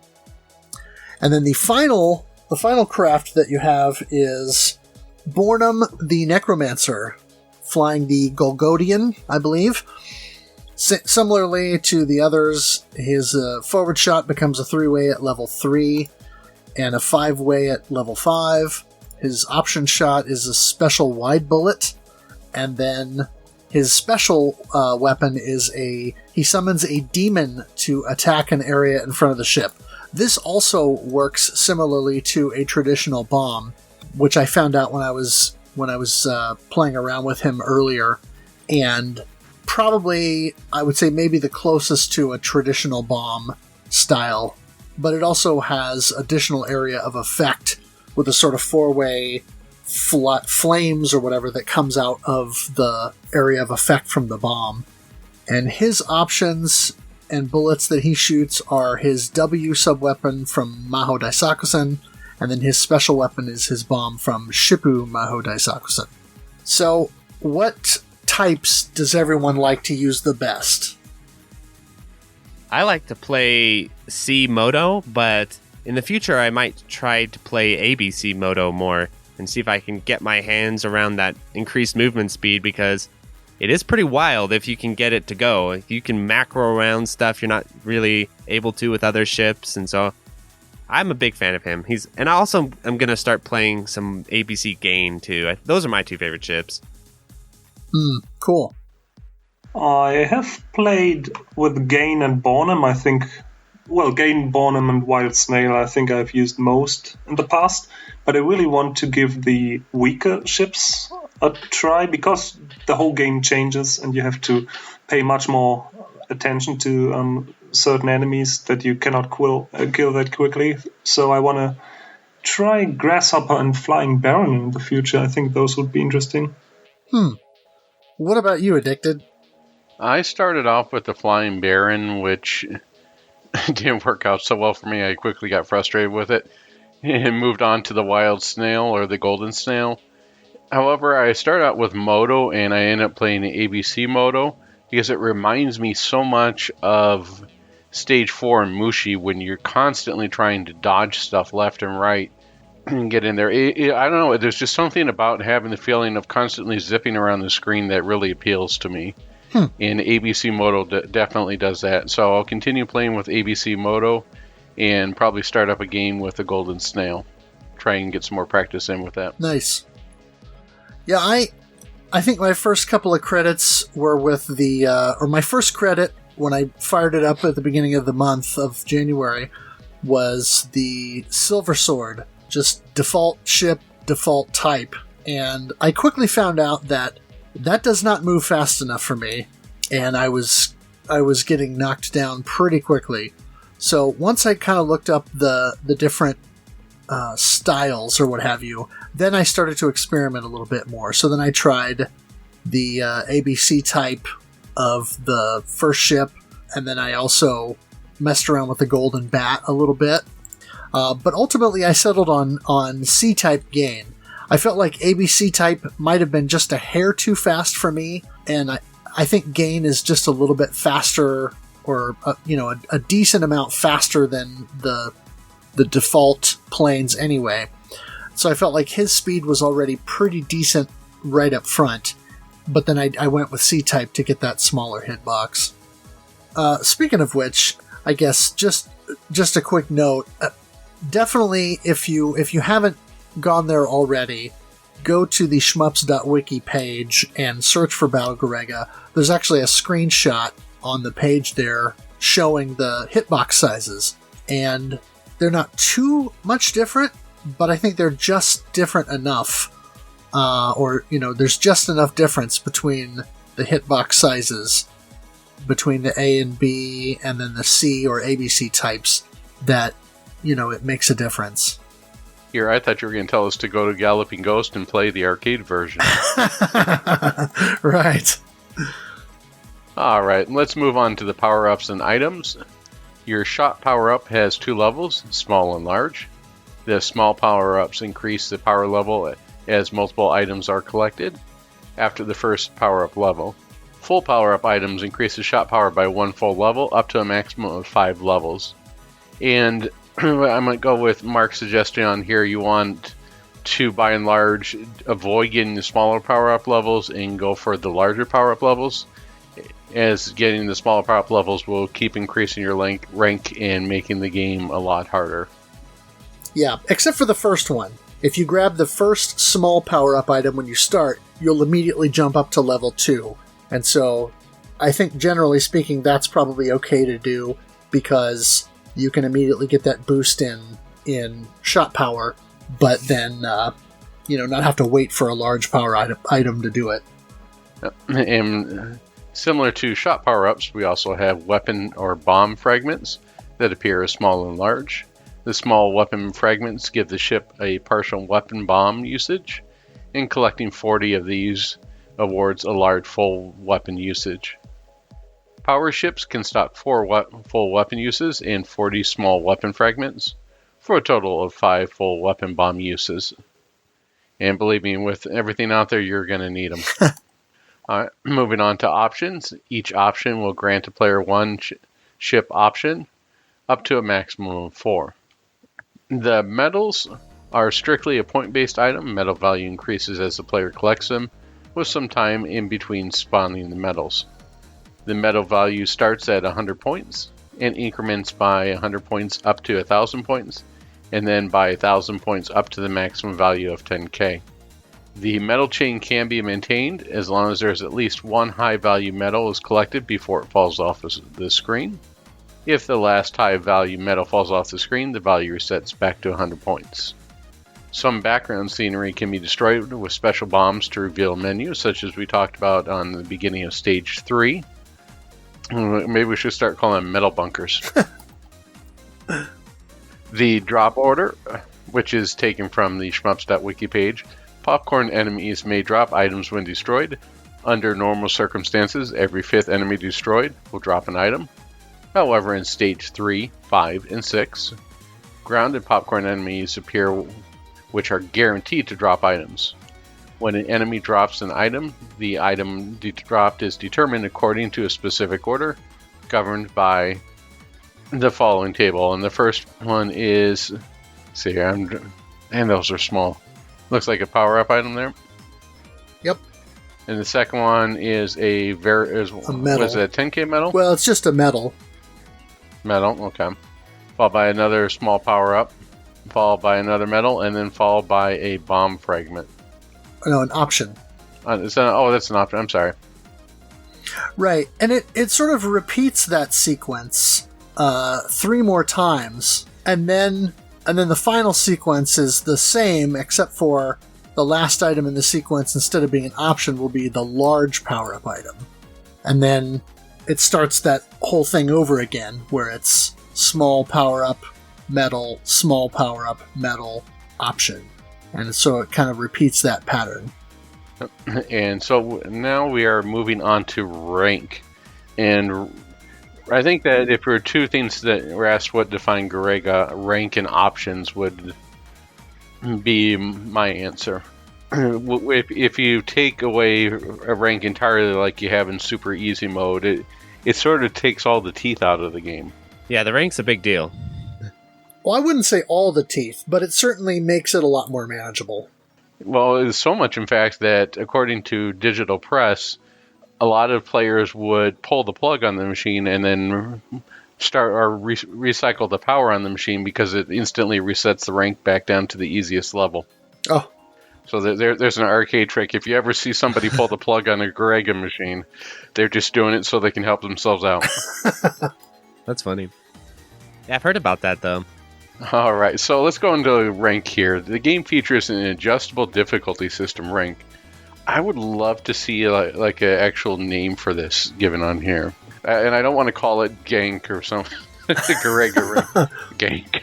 It's the gank system. It's the Yagawa punishment vector. So, as we talked about, the game features an adjustable difficulty system, commonly called rank, that will increase difficulty based upon the actions of the player. As rank increases, more popcorn enemies spawn, enemies gain more health, enemies shoot more frequently, enemy bullets travel faster, and items fall off the screen faster. Basically everything to make the game harder for the player to continue and for the operator to earn more money. Uncontrolled increase of the game's rank can quickly turn into a manic shooter. So here's the things in the standard arcade mode that will increase rank. Time. Rank increases by a set value every frame. The value is primarily determined by the player's auto-fire rate, which should be set to 10 according to Mark. Anything higher than that, you're going to get penalized for it. Anything lower than that, you're going to do yourself a disservice. Yeah, and I think a trick is when you get to Blackheart 2, right, Plasmo? That's when you just let it fly and you bring that auto-fire rate up real high. Yeah, you don't really need it before that. I think I would probably recommend to make it just a little bit higher, the frequency, from the get-go even, but definitely not go for 20 or 30 before the last stage. Yeah, it's interesting how the auto-fire works, because depending on how you're routing the game, actually how you're going to set your auto-fire is going to change. So if you're a very talented player, let's say, and you're wanting to do lots of metal tricks and scoring tricks, and you're going to be suiciding all the time, then you might set your auto-fire rate up a little higher to make that happen. If you're trying to squeak out a 1cc and kind of abuse the rank as much as possible or kind of fly under the rank, I was finding that 10 was kind of the nice sweet spot where you're not punished for it. But yeah, 10, 12, I think are both absolutely fine to use. Yeah, 10 or 12. I can't remember which one it was. But one of them, you can set it up. Maybe it is 12. You can set it up just a little bit and it doesn't actually punish you for it. Right. There's no rank penalty for going to 10, I believe, because 8 is the default. 8 hurts. Yes. So 8's the default. But then 10... No rank penalty. But then with 10, there's no punishment or no penalty for setting it to that. 12 is where it starts to creep up a little bit, I think. That's right. Okay, yeah. So I went with 10. Yeah, that's what I was kind of going with. Because if you don't have good rank management skills, 12 can start to creep up on you a little bit. Yeah, it also depends on your ship. So for some ships, you definitely want to have a higher auto-fire frequency just because the shot maybe is too weak on a lower frequency. Yeah. But if you're talking about, for example, Miyamoto, of course, the options are so powerful. You don't really need anything higher than 10 or 12. Yeah. Well, like, 10 is enough. Silver Sword, you probably would want to boost that up a little bit. Right. At least 15, even early game. Yeah, it's interesting because different ships get punished for auto-fire differently. Like Gain and Moto and all those tend to get punished a bit. There are two aspects to it. So you do get a frame rank increase just from setting up the auto-fire to a higher frequency, and this will add up more rank per frame for the duration of the whole game. It's quite significant. And the other penalty is that with every bullet you shoot, you also get higher rank. Yep. So when you have, for example, let's take Miyamoto's options again. They are quite bad for rank when you shoot them even once, and then the more you shoot them, of course, with a higher frequency, the worse it gets for rank. So you have the frame rank increase on the one hand, and then additionally every time you shoot. Yeah, so it's quite I think Gain's swords are like that too, right? Aren't they just like massive rank piles, his swords? Yeah, with Gain swords, it's not that bad, because on the one hand, of course, you're right, it's quite bad, but for the swords, only one sword can be on the screen at one time. Right. So, because there's a sprite limit for the swords. So it's not that bad. If you just look at the table, it's just a huge number for rank, but in actuality, it's not that bad. Interesting. Yeah, it's not only time and shots that can add to rank. We also have items where rank increases for each item collected with the value determined by the item. Yep, I really struggled with this when I was first playing Garegga, where I was picking up all the items. I was like, yeah! And then my rank was getting crazy high and I didn't understand what was going on. That was a habit I actually had to break, where a meta of Garegga is not only picking up things, it's also dodging items you don't want. You know, it's kind of funny, especially in the blimp stage or the sky stage. I don't know the name of it. Stage, I think it's stage 5, right? Stage 5, right? Yes, with the clouds and the lightning. Like the game really cool. teases you with all those fun items on there, but the trick there is you're supposed to kind of weave around them to get the medals, but you don't want to pick up the extra shot power-ups and stuff. Yeah, they sort of do that to you in stage 3 too, where you're going through the factory and all of a sudden there's a little area. It's like, here's all these shiny things. Yeah, that was definitely a habit to break. This game plays with expectations one way or another. At first, I started playing like a bullet hell type game, and that quickly broke that habit. And then I started playing it akin to more of an older style, such as R-Type or even as close to the Strikers. And I was trying to pick up stuff just as you were, Mark, and it took me a while to break that habit. Yeah, and that's one of the things that, you know, when I switched from playing arcade to super easy, people on my streams were like, well, how come you're not getting every item? There's no rank penalty for it. Yeah, but when I'm playing this game, I don't want to get into the habit of grabbing all the stuff. I still want to try to play it like I can't. You know, it's sort of like the power-up equivalent to the floor is lava, you know, where you want to avoid everything that you don't absolutely have to grab, except for the weapon fragments. I kind of go all out for grabbing those because I tend to use the special weapon, a decent amount. But yeah, I was trying to still play it in that manner where I was not grabbing that stuff, because when I go back to playing either premium or arcade, I want to make sure that I've already developed that good habit, so to speak. Yeah, and speaking of rank, another really good piece of advice for people picking up Garegga, which I struggled with, is not grabbing all your options and using a bunch of options in the beginning, because it feels really awesome at first when you're in stage 2 and you got all 4 swords going and you're just mowing everyone down and you feel yes. very powerful. But it turns out you're jacking up your rank a bunch. And so what I ended up doing is you kind of need to route out when you pick up your options and how many you need to use per stage. And that's really going to help you with your rank management. That's one thing that I will say I really enjoyed that you picked up upon, Mark, and else does, is that when you're dealing with routing in this game, it is very organic. It's not like, let me look up a super play. It's sort of like, I can sort of get how this is supposed to go. I'm supposed to go here, then I go over here, do this. You pick up on it and you get a little bit better each time. It's not where I had to look at a super play or a YouTube video in order to gain a better understanding. Right, and Garegga is one of the few games where, like, I had to really sit down and start crunching numbers on the wiki table, figuring out, okay, if I do this here, I can reduce the rank here, and it is fun in that way. You can kind of build your own routes in a little bit easier manner than something like Dodonpachi, where if you don't pick up the bees, everyone looks at you like you're insane. So I do like that about Garegga a lot. We also have special weapons that increase the rank. It increases by a set value every time the player deploys their special weapon. And I sort of like the way that this was done in Super Easy, where the special weapons acted sort of as an auto bomb. That was neat, but by and large, I didn't find myself using special, like outside of where you would bomb for the flamingos and that type of stuff. I didn't find myself having to deal with so much rank as increased by using the special weapons. They weren't as big a worry to me as some of the other stuff. Did anyone else experience this, or was it just me? Yeah, I don't think it's that bad for the special weapons.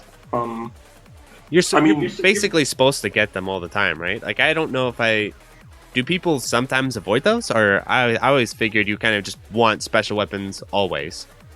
Yeah, I mean, you need it in order to survive, so it's not that bad.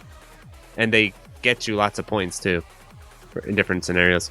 It's very different than what you get on your standard bullet hell or game where it's asking you to, if you bombed, you failed, or you absolutely have to get out of it in order to save your run. Oh, yeah, it's a complete difference from Cave, for instance, where you're kind of a loser if you bomb. And in Garegga, it's like, no, you need to bomb. You're cool if you bomb. But in Dodonpachi, the game punishes you heavily for bombing, basically. And I remember I read this old interview with, I don't know which super player it was, but it was a Dodonpachi super player. This was on Shmuplations, by the way. And they were kind of talking about, like, yeah, real men don't bomb, and maybe you should, like, take the bomb button out of your cabinet or something, It's like totally different mentality than something like Garegga, where bombing's so critical to the way the game works. It reminded me a little bit of Crimson Clover, always be breaking. Right. And that's what I like about the naming convention special weapon, because then you don't think it's like the classic bomb you don't want to use only in panic situations, but use it as a weapon aggressively to get more score, to get the enemies just as with your regular shot. So I like calling it special weapon. Yeah, that makes sense. Yeah, it reminds me a little bit of the way that belt scrollers deal with this, right? You're going to be giving up a little bit of your life within rank by activating the special weapon, but it's not going to be too bad. And ironically, sometimes you can lower your rank with it, like Gain on the Birds, where you boost your rank by dropping all your bombs, but then you get the points in Suicide, and you actually end up dropping your rank. So it's pretty wild how, with your routing and strategy, sometimes you need to bomb to reduce your rank in a sort of indirect way. Yeah, I think that's probably one of the biggest differences when you compare Battle Garegga's rank system to other games' rank systems. So that in Garegga you have full control over the rank. So the player has much more control to drive the rank high or to lower it again. If you're playing well, of course, if you're not playing for survival purely, because then you don't have that sort of control. But you can potentially reach that sort of control. And in other games, you just die, and it's not a good thing, even though rank is then dropping down. So the aspect of control is really what, for me at least, makes it different to other systems. Yeah, it's very different. That's a great point.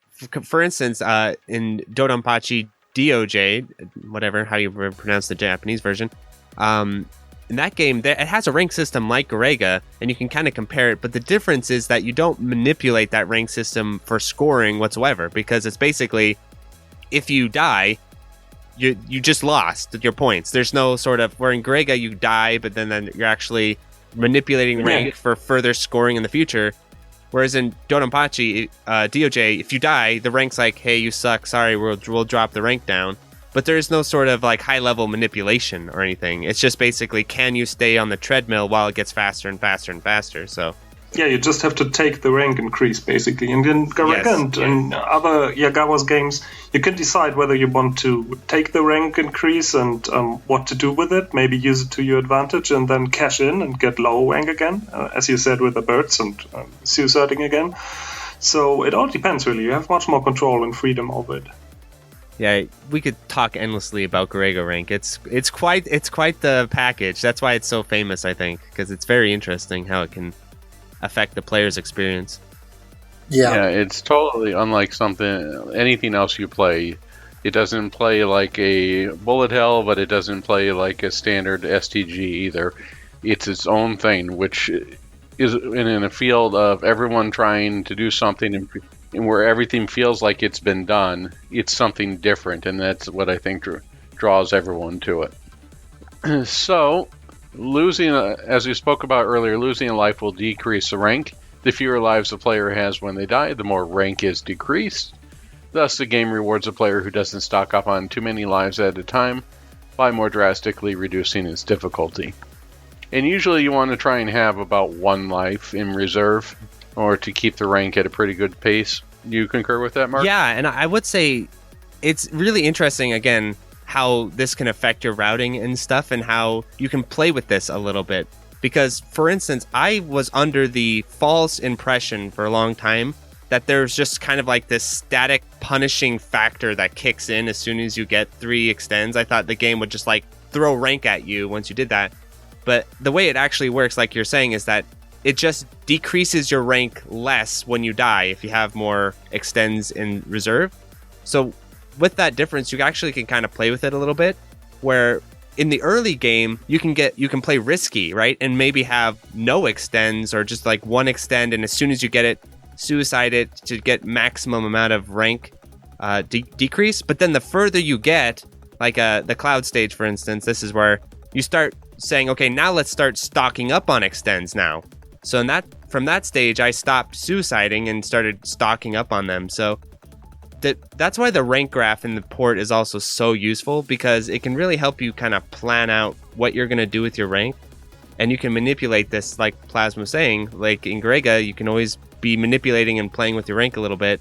This is a huge factor to keep in mind, is how much you want to suicide. But generally speaking, like Addicted is saying, you want to have 1 in reserve. That way, when you die, you don't game over, but you're getting the maximum amount of rank decrease when you die. Yeah, I think 2 lives is also fine still, but then don't hoard more lives. Yeah, that's probably not a good thing. So always have at the maximum 2 lives in stock. And before you would get the 3rd one, try to suicide 1 down, so there's no loss. Yeah, and this is where we were talking earlier about like the shrapnel mechanic. This is cool when you can like basically you're about to get an extend. You can look up in your high score bar and you see, okay, I'm about to get an extend here. So you fly into the boss, shrapnel them, and then you get your extend, and then you shoot them and kill them. That's always a really cool sequence if you can pull that off. Yeah, that's one of those things that I've had a difficult time wrapping my head around, and I'm still not quite there yet. Particularly because I switched to super easy on the port partway through the month and started playing that. So, of course, I'm hoarding lives. Right. Yeah. And I know you're not supposed to do that, but, you know, my thing is I want to get to stage 2. I want to bomb the castle so I can score off the birds and immediately get that first extend. And, then I'm also attempting to, as much as I can, do metal chaining so that I can start getting more extends. But yeah, I think traditionally speaking, as you play the game on the PCB and in the general arcade setting, you want to keep your lives low so that you are getting the maximum benefit from that rank decrease. Yeah, and I will say, as someone who very stubbornly wanted to play the game with high rank, I was like, well, I'll just be awesome and just play it with high rank, and I want to store these lives. You know, Garegga's not going to tell me how to live my life. What ended up happening is you just hit this massive wall in the later stages that's pretty absurd. It is a dream of mine, though, to one day do that, to get like just stock up a ton of lives and just high rank clear the game. But from what I understand, I mean, the game really goes out of its way to make sure you don't do that. Yeah, it's quite difficult to reach maximum rank, actually. You will die in the process. Yeah, the skill ceiling would have to be absurd at that point. Well, also, though, too, remember, you can jack up your auto-fire rate real high, pick up all them items, shoot everything. It is pretty fun, but it doesn't pay out in the end, but it is fun to do for a bit. Huh. That's what's cool about premium mode, though, right? Like, I can't remember how exactly premium mode works in the port, but I do know it basically punishes you less with your rank and stuff, and you can make your auto fire real fast and play with homing options the entire time and just have a good old time. So if people are wanting... rank is fixed there. So for each stage, I think it's a different number, slowly increasing, but it's fixed and will always stay at the same Yes. basically rank level. But then you can activate max rank by fulfilling some extra conditions, and then the game will get crazy. Yeah, so if people wanting to play Garegga for the first time are having real trouble with that rank system, I definitely recommend doing premium mode, because that's kind of a nice leveling out of how that works. And you can play with homing the entire time, which is fun. The thing that offsets the rank in premium mode is the fact that premium throws more medals at you, so it necessitates that either you ignore the medaling system or you only use it somewhat, because you're in a lot of danger by trying to go after every medal, because it's something like 2 or 3 times the amount of medals that spawn, because the item drop sequence changes and medals become so much more frequent. So your scoring potential in premium is a lot higher, but your risk-reward, that chasm between risk and reward goes up quite a bit, because you're having to zip all over the screen or be very, very specific about your routing to make sure that you're able to collect those medals, because it really changes the way you have to approach it. Well, I think the nice sort of leveling factor is, which is kind of unusual until you think about it, is jack up your auto fire rate in premium mode and play with homing the entire time. That'll really level it off for you, because in arcade you can't do that because the rank system will punish you, but in premium it won't. Right. So just make your auto fire insanely high, and then get homing and let your options just lay waste to everything in front of them. It's actually really fun. I like the mode a lot. Yeah, again, this is a type of mode that I would love to see in a 20th or 30th anniversary. I think we're dealing probably a little over 30 years here for R-Type, or something for Gradius. I would love to see that type of mode added in. Make it happen, M2. Yeah, I think they're basically the only people I would hand the reins to for that these days that I can think of. Now, the nice thing about rank is the M2 port of it, right? Where the M2 port has gadgets that allow you to monitor your rank. And just like blood pressure, boy, does it go quickly. Yeah, that's a huge selling point of the port, is the ability to keep an eye on that rank. I mean, it's huge.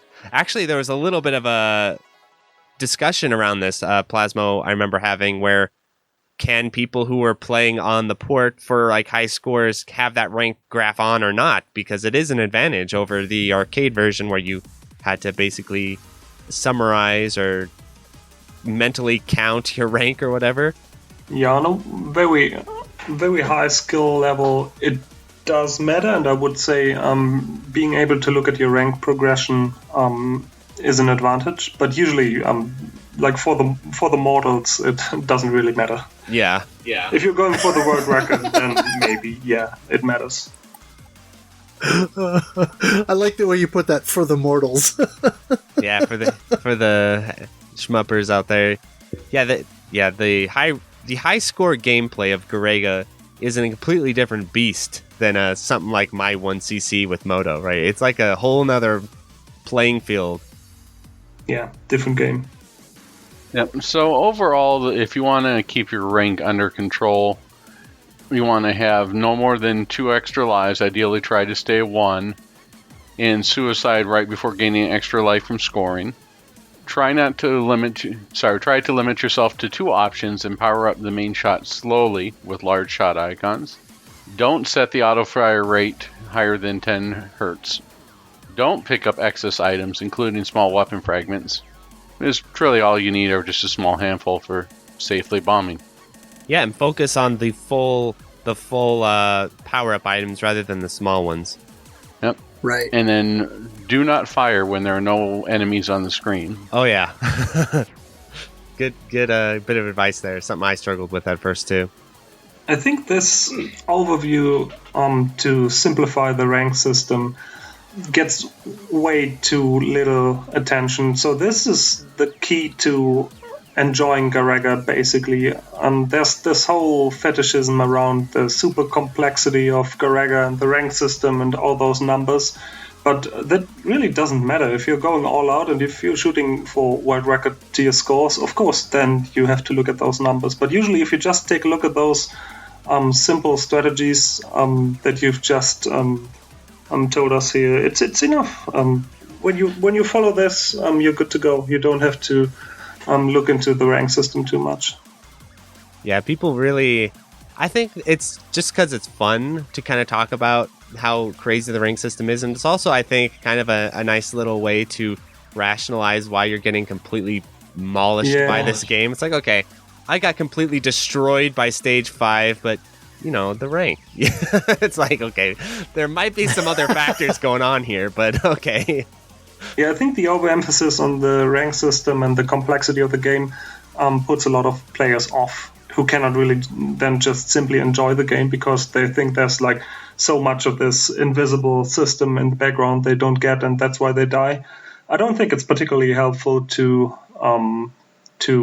sell Garegga to other people, because the game's not that complex, actually. It's just a very well-researched game, so we know a lot about it, and the wiki page, of course, looks very complex, and the strategy guide of Icarus on the forum also looks very complex, but it's just because the player base is very passionate about it and has found so many things about the game, and that's why it looks so complex. So theoretically speaking, you could make any other game also look that complex and have all those crazy numbers, but just in reality, if you want to play the game, there's a few simple things, and when you follow them, you're good to go. You don't get crushed by crazy rank. I also think that Yugawa has a real flair for adding in a bunch of noise or a bunch of unnecessary details to things that can get really distracting for people. Where if you get to the heart of what Garegga is, it is, like Plasmo saying, it's really not all that complicated. But Yugawa has a real habit of throwing in all these kind of like fun little extras and stuff that can throw people off. For instance, like we're talking about with the ship selection. Basically, it's pretty straightforward for most people. Just play type ABC or type C, depending on your ship. But it's usually pretty straightforward. But Yugawa's got like A, B, he's got all these different ships and all these different combinations. And it can, I think, if you know how to kind of cut through a lot of what the game has to offer, it's like Plasmo saying, it's not all that complicated. But I think people can get hung up by the just wave of information that can smash you underneath it. So there's definitely a certain depth to the game, which of course then also speaks for the longevity and the replayability, and that's the reason why people are still enjoying the game 25 years later. But if you just want to plug and play, have some fun with Garegga, it's totally fine. You don't have to pay too much attention to the rank. Yeah, and if you're really worried about it, play premium mode. They take care of that for you. You just can fly around and shoot stuff. That's like super easy, and premium mode are, I think, very good modes to introduce the game. Yeah. Yeah, I came into expecting this to be really hard. Everyone had told me Garegga is unlike anything else, and that part is definitely true. But it's not as hard as, let's say doing your own taxes seems harder than trying to figure out Garegga. Very true. It seems simpler, and I have to say, in terms of difficulty, I had a harder time with arcade version of Gradius 3 than I did with Garegga. Huh. Well, I also think the interesting thing about Garegga is it has a real talent for challenging you in different sections of the game. So depending on how you're routing it out, like you could be running into stuff early or you could be running into stuff late. Like when I first started playing Garegga, I remember thinking everyone were a bunch of scrubs because I was like, what? This game isn't hard. Because I was mauling through the first 5 stages because I was overpowering myself and collecting everything. And then I hit stage 6 and the game's like, and then I hit this massive, massive difficulty spike. And so it is interesting how, depending on your routing, you can run into problems in all different sections of the game.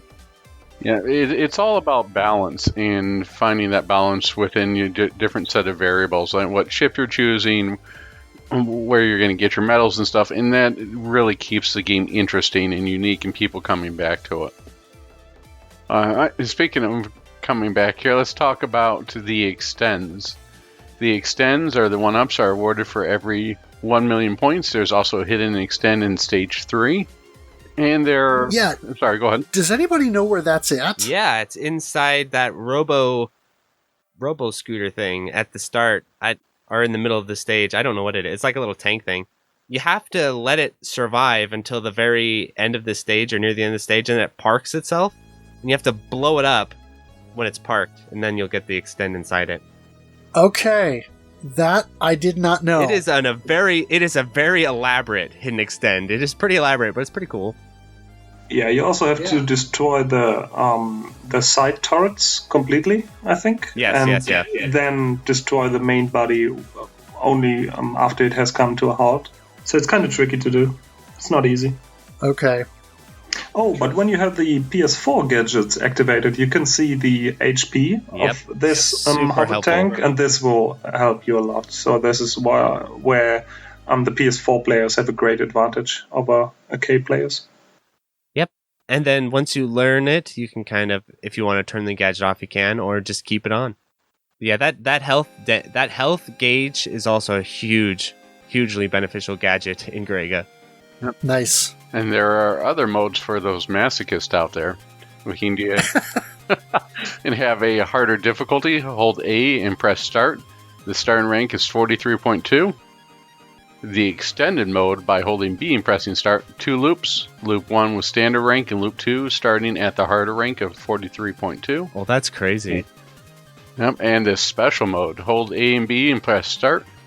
Loop 1 starts at a harder rank of 43.2. And loop 2 starts at 70.3 rank. Yeah, special mode is absolutely insane. It's so insane that only one person ever has beaten it, and only once. So that's actually Kamui. And she tried to do it on the port as well, on the PS4 port at home, but she couldn't. She couldn't handle it. It's just so difficult. So this mode was only beaten ever once. Oh. Is there a replay I can't even of that? imagine Probably playing not, stage 1. She did it in the arcades, so there's no replay of it. But when she tried it at home to do it again, she, I think, reached stage 2.5, and you can see that on her YouTube channel. Oh, awesome. Man, I can't even imagine playing stage 1 at 70% rank. It's a rough That would feat. just be ridiculous. Another fun thing, since we're talking about the port, is I found a little fun mode where if you go in you can make a sort of bullet hell mode where you bring the rank up to full speed or full amount, but then you go in, this is in the custom settings, and you drop down the bullet speed and you add in some invulnerability on your bombs, and you can kind of turn it into like this bullet hell. It's pretty fun.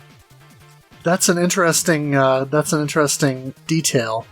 And I guess that's something we should touch on, because we've been talking about the PS4 port, and one of the things that I think is important to note is that the PS4 port, when it came out in 2016, it was the 20th anniversary of the game, essentially. And it's the first time that it had received a console port in almost 20 years, because the arcade game came out in 96, the Saturn port came out in 98, and then it was 2016 before it was available in any form other than the Saturn port or, emulation via MAME or something. So, that came out digitally in Japan, and then it got a physical release in South Korea, which is cool because it comes with a bonus CD soundtrack that has the Rev 2016 arrangement music on there. And then here in North America, Limited Run Games actually put out a premium package, speaking of premium. Oh, yeah. With a large box that has really good artwork on it. It has a vinyl version of that same Rev 2016 soundtrack, which is fantastic. It has a pin that's included, a little metal Garegga metal pin. It's the 10K Max metal emblem, which is really neat. And then it also has some additional kind of flyers and stuff that sort of mimic the arcade instruction sheets and stuff like that. And then it has, as a bit of a nod to the Saturn version of the game, it has a reproduction North American style Sega Saturn type case, the big janky plastic long box with artwork that looks like what a Battle Garegga North American Saturn game could have looked like had the game actually come out here. And then inside that is a DVD, which is the My Life in Gaming documentary that they did about M2, and kind of talking about the Shot Triggers releases and the amount of work and dedication that they put into making those. And that's a really nice little bonus extra. But that package, I want to say that was a little over $100. So that was a bit of an investment, but I knew that I had to have it when they went and listed that. So yeah, I'm one of those idiots that spent money on that. I was gonna get the Japanese special edition one or whatever it was. Not the limited run, but the one before that. Yeah, right. And then I found out there's no disc in there. I'm like, okay, screw that, right? There's like no disc. Yeah. So then I was gonna get the Korean one, and then Play Asia kept canceling my order. So I ended up like, all right, fine, I give up. So I think I did get it off of like eBay or something. I'm pretty sure. I need to double check. I can't remember if I have the disc or not, but I remember a lot of shenanigans of trying to get a hold of that. Yeah, it definitely had its price point where it was really hard to find for a while and really expensive, and all of a sudden then it went dirt cheap and then it sort of leveled off again. Yeah, I wonder what the Korean version is. Let me look. Yeah, one of the nice things about the Korean version is it has received more than one print run, which is a good sign, because it means that at least the game has been selling for M2. Because last time I looked, which was just a few days ago, it was still available on Play Asia. And I think it was something like $50 or $60 or something like that. Yep, you can get it for $65 on eBay as well. Okay. The Korean one. Right. Yeah, and the Korean release is a solid package. I have that one too. I bought that one initially, and then it was maybe a year later they announced the limited run one. And when I saw that it was going to be the English translated version and it was going to have the vinyl release, I'm like, well, that's my kryptonite. I have to have that. And Limited Run signed up for more than just one game with M2, so I'm curious to see if there'll be something coming out this year. I'm hoping for Ketsui or maybe Dengen Feverin. I'm willing to bet my leg it's Ketsui. If they do one, it's going to be Ket.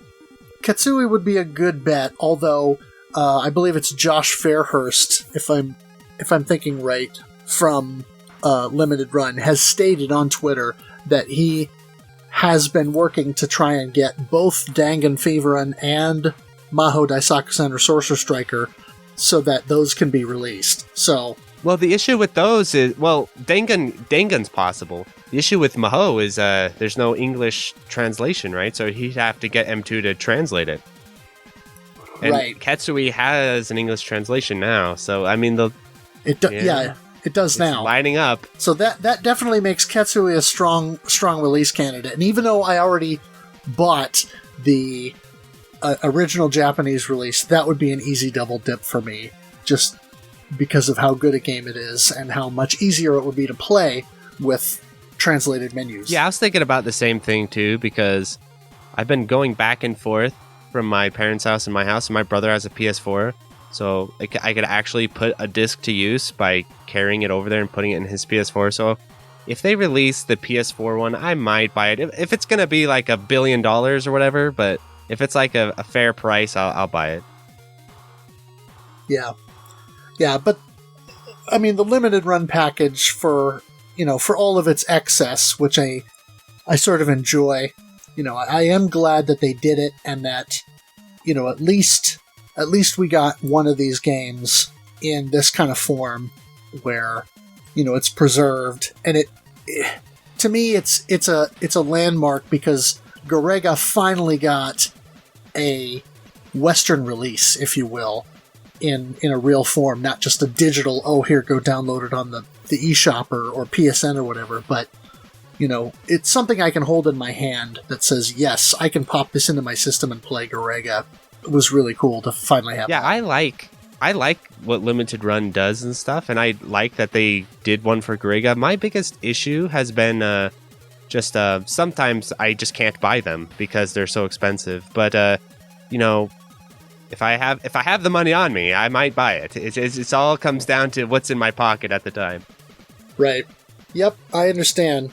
And we've kind of entered a time, not to get too far off the subject here, but we've kind of entered a time where we almost have a bit of an embarrassment of riches in terms of shmup releases, because you've got Limited Run got stuff and coming Strictly out. Limited, and First Press Games now doing the Nico Navy, and now the Natsuki Chronicle and Ginga Force for PS4.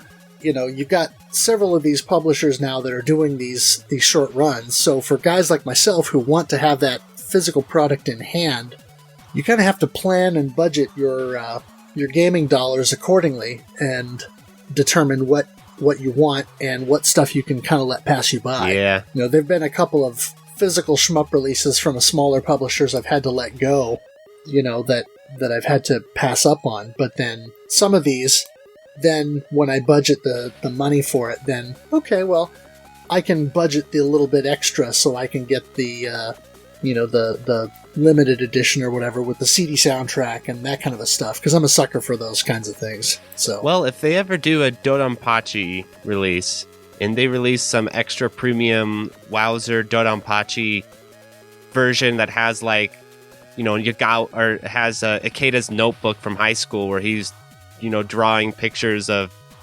Hibachi or something, I'd buy it. I think it's just like depending on if you're crazy enough. I would go all in on something like that for Dodonpachi.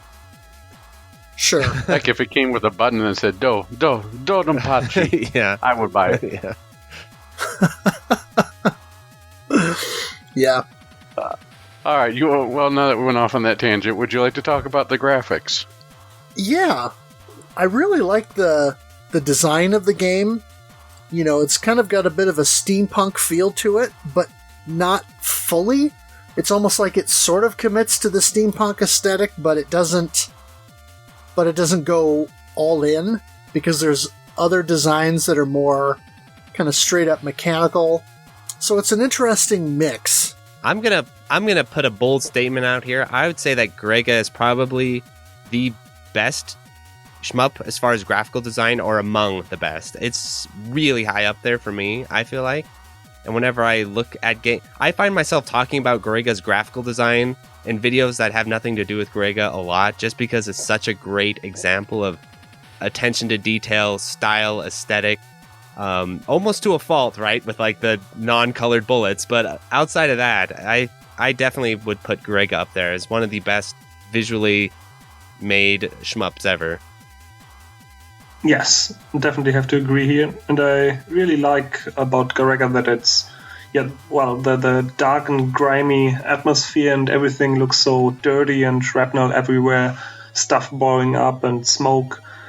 That's really what I like most about Garegga, and I can't really have that kind of atmosphere in any other shooting game. I mean, look at Cave and all those colorful bullets and the blue bullets we all love, and everything looks so, colorful and shiny and flashy in the later games especially, and Garegga's just the polar opposite to this. I do wonder if DOJ has some sort of influence from Garegga as far as the visuals, because that's my favorite looking cave game is DOJ, and I kind of feel like they looked at Garegga's color palette and they're like, yeah, let's do that, because it's much more toned down compared to DDP and of course the later ones.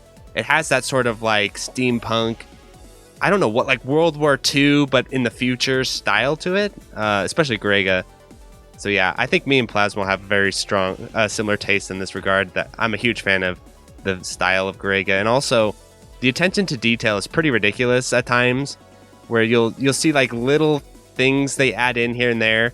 I think Raising in general is just really good about this across all their games, but Garegga I find their best. Yeah, I would have to concur with that. I'd say the attention to detail, along with creating a world that feels lived in. Not everything is squeaky clean, as was mentioned. It goes a long way to selling the experience, and that you're really fighting an army with your little your samurai guy if you're playing with the extra ships, or with your little biplane is really taking an army. I think that Steel Empire did this for me too, where it really did a lot of world building just by its looks. Yeah, definitely. And I think the steampunk aesthetic certainly helps with that, because it is somewhat foreign to what we're used to with things like putting aside the mecha designs in something like Strikers 1945-2 or Strikers 1945, but you take a look at a game like that, and outside of those kind of mecha designs, most everything that you see in the game has a pretty high level of plausibility to it in terms of its design. So something like Garegga or Steel Empire, because everything is so different and looks so different, and the first boss in Garegga shoots out all these bullets at you, but then when you get to the point where you damage it enough to bring out the big gun on the top of the ship, it's essentially shooting these gigantic bullets at you. They're not, the big shells that it's shooting at you, they're not missiles.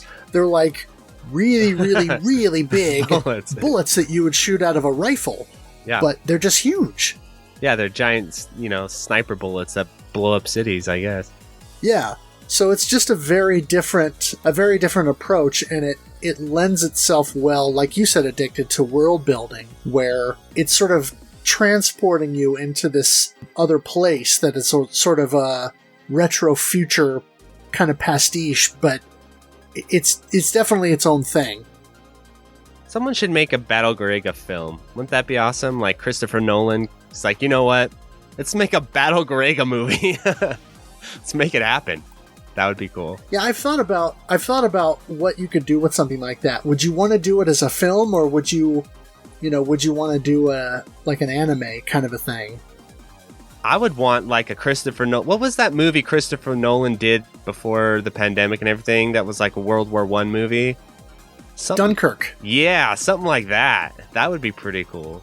I know Plaz would like that. I'm assuming. Maybe, yeah. I'm assuming. Yeah.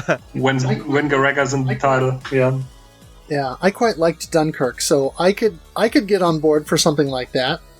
One thing that I wanted to mention too is someone on my stream last night when we were talking about Garegga mentioned that I mentioned the connection between the aesthetic connection between Gun Frontier and Garegga, and this individual said that Gun Frontier was actually Yagawa's favorite game, and so that's why Garegga's aesthetic design is so heavily inspired by Gun Frontier. And I didn't know if anyone else could corroborate that, because I hadn't read or heard that anywhere else yet, but it would make sense given how much of Garegga's look and some of its design elements seem to kind of take inspiration from Gun Frontier. I'm not sure. That's out of my knowledge of the game. I have no idea. So yeah, I'm not really sure if it was his favorite game, but I would also say that you can't deny the inspiration Garegga took off from Gun Frontier. So that's pretty clear. The games are definitely related very closely aesthetically, but probably Yagawa liked it, I guess. Yeah, I just thought that was an interesting detail, and worth mentioning at least. Yeah. The other thing that I guess I want to touch on is I know I don't want to belabor the point about the bullet visibility, but there are other bullet types in the game besides the sort of long gray bullets that people seem to have the most trouble. I know you mentioned, Mark, the little ones. There's the tiny little yellow bullets that also can be difficult to see. Yeah, the yellow ones are, they're not too bad. The ones I'm talking about are these in stage 5 or 6. I can't remember the stages. The factory, though. They're these little tiny little sliver bullets. They cannot be much larger than a few pixels, and they just kind of sneak their way in with all the other bullets, and so you're dodging the bigger bullets, and you're like, okay, I'm doing well, and then all of a sudden this little tiny one just drifts into you and you blow up. Those are the ones I have the most problems with. Were those the ones that shot by the little small ships that look like they almost look like bugs or maybe flying fortune cookies? I can't remember what enemy shoots them, to be honest. I don't know if it's the little tanks, or I can't remember where they come from, but they're these little guys. Yeah, I know the little tiny yellow ones I have difficulty with, particularly with the stage 3 boss, because once you get to the point where it's doing the large volley from the cannon in the back, it's doing a really fast volley of these giant sort of fireballs, but then also you're getting the little yellow bullets that come from that, and then also from those little front-loaded guns on the tank, and so it can be difficult to kind of navigate those two because I'm trying to make sure that I'm positioned correctly to not get hit by the large ones, but then also I have to try and kind of quickly weave through the small ones as well, and try not to get hit by either or both. So I feel like I struggle with those a little bit. I feel like with those little small yellow ones, they're just all hitbox. Like they're just a flying hitbox where there's no wiggle room. If they hit you, you're just dead.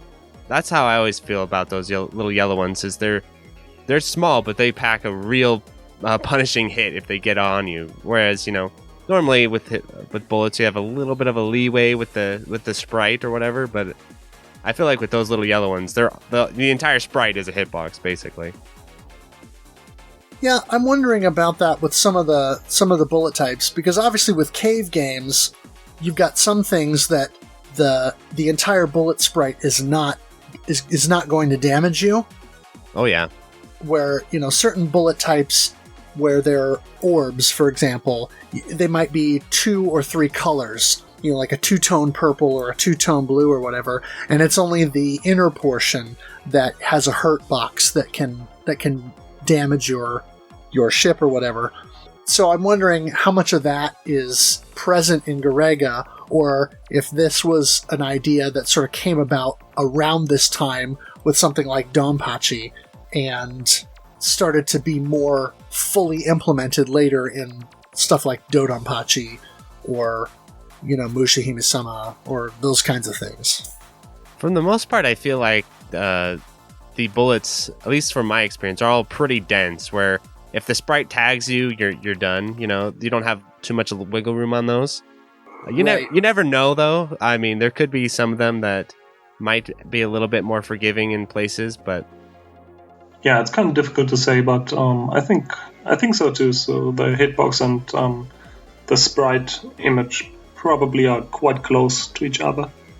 Okay. Well, let's talk about the sound, because this is an area that I may or may not diverge a little bit from some of the Garegga fans out there.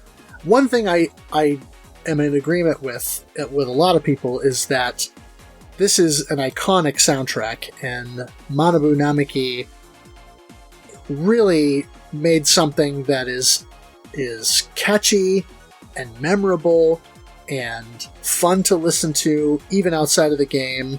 And I think there's a reason that there's 4 different versions of the soundtrack included with the M2 port.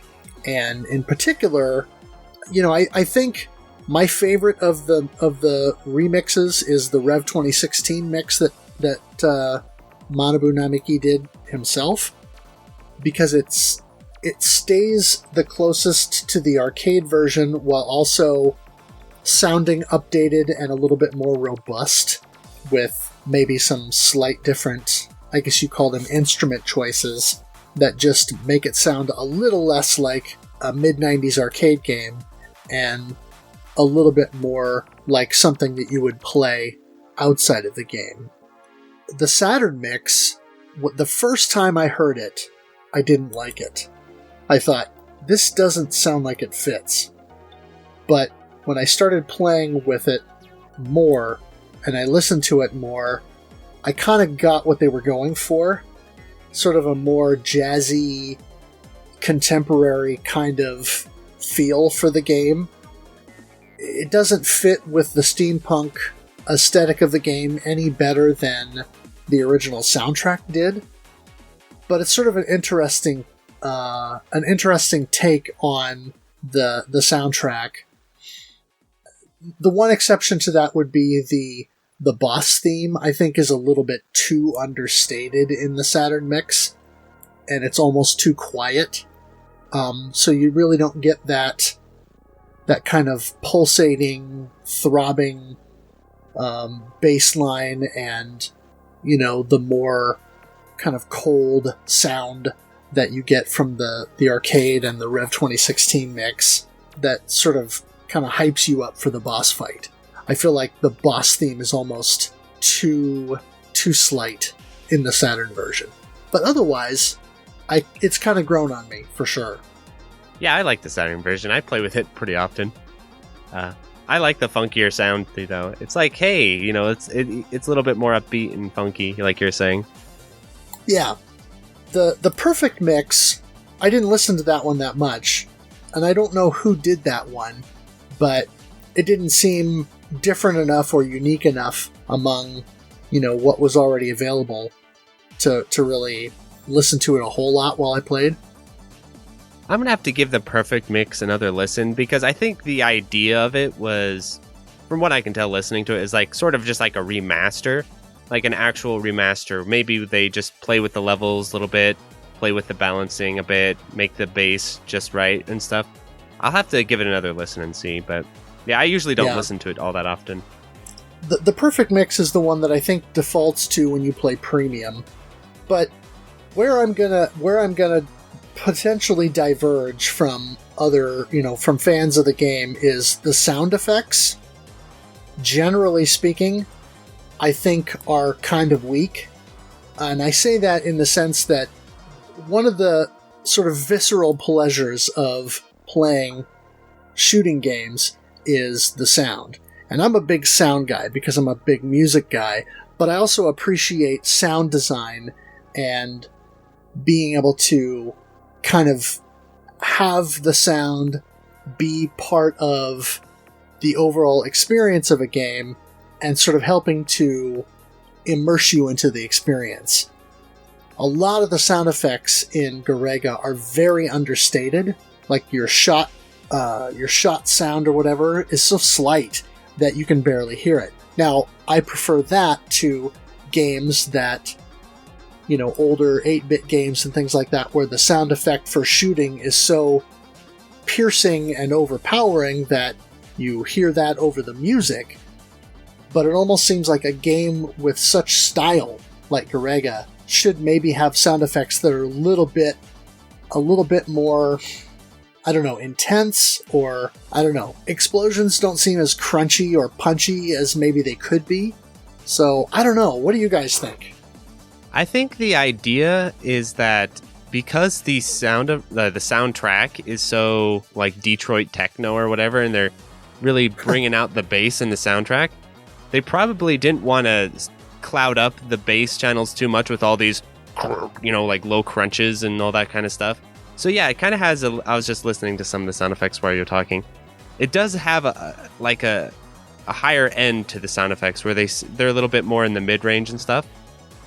I think it kind of works with the soundtrack and everything, but it's hard for me to. It's also like hard for me to imagine them replacing the sound effects too much. But you never know. I mean, someone could come up with really cool alternative sound effects, and you'd be like, yeah, these fit better. Yeah, I think it's quite interesting. I haven't really thought about it, but now that you mention it, indeed, I think the explosions, sound effects, and all stuff like this really is kind of underrepresented, but I never really missed it because the soundtrack's just so good, and I just want to listen to the music. But you're right, yeah. Explosions definitely could be a little bit more crunchier, I think. I do like the bullet sound effect, though, when you shoot. I do like that. Yeah, it does kind of have a nice whoosh to it. Yeah, it does have a nice... Like, it's got a nice crunch to it, but it's not distracting. I do like the bullet shots. I also like the option sound effect when you change your option. It makes that clicking noise. Oh, that's a good one. Yeah, I really like this. Yeah. Yeah, that does provide a good audio feedback so that you know that you're...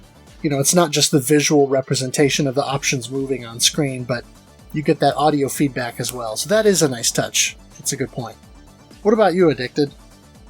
What about me? I like all of the soundtracks. My favorite has to be the arranged soundtrack, and it's because it's different. I guess I spent so much time listening to the arcade, and I spent time listening to the Saturn version by playing it over. As I knew that we were going to announce this and get ready to this, throughout the month of December, I played a lot of the Saturn version, mostly to test out my new mode. Hey, if you got the hardware, might as well try it out. So, I was playing so much of that, I don't know, maybe I just got a little ear sick of it, and that's why I preferred the remix a little bit more. But really, you can't go wrong. And I agree that the sound effects are a little bit understated compared to the music, but the music is just so good that I didn't even notice. Yeah, and I gotta say, Stage 4, I can't think of what the name of the track is, but that is my jam in this game. I love that song. Is that the cloud stage? That's Stage 5. Oh, yeah. Yeah, that's Stage 5. Stage 4 is the one where you start out over the water, and you go into all these turrets and things that pop up out of the water. It says here, Degeneracy. Right. Stage 4 plant. Okay. Stage 3 is the factory, and Stage 5 cloud. Stage 6 is the base, and Stage 7 is the airport. Yeah, my favorite by far is Cloud. I love the Cloud stage, and especially if you go into your M2 port and you boost that bass up, and you just let that bass hit. Oh yeah, my favorite by far is the Cloud stage. You'll hear it in tons of my videos in the background because I like it so much.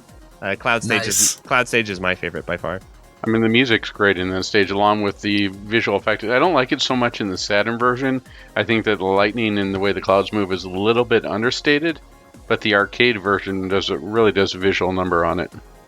Yeah, Stage 5, I think, gameplay-wise, music-wise, atmosphere-wise, everything's just perfect. It's definitely my favorite stage. And when it comes to the music, I have to say that my guilty pleasure is probably Stage 4 with a Saturn remix, with a super cheesy jazz arrangement of it. It's like when the saxophone is hitting in, it's so, I don't know, it fascinates me. It's fun. It's fun. Very special atmosphere.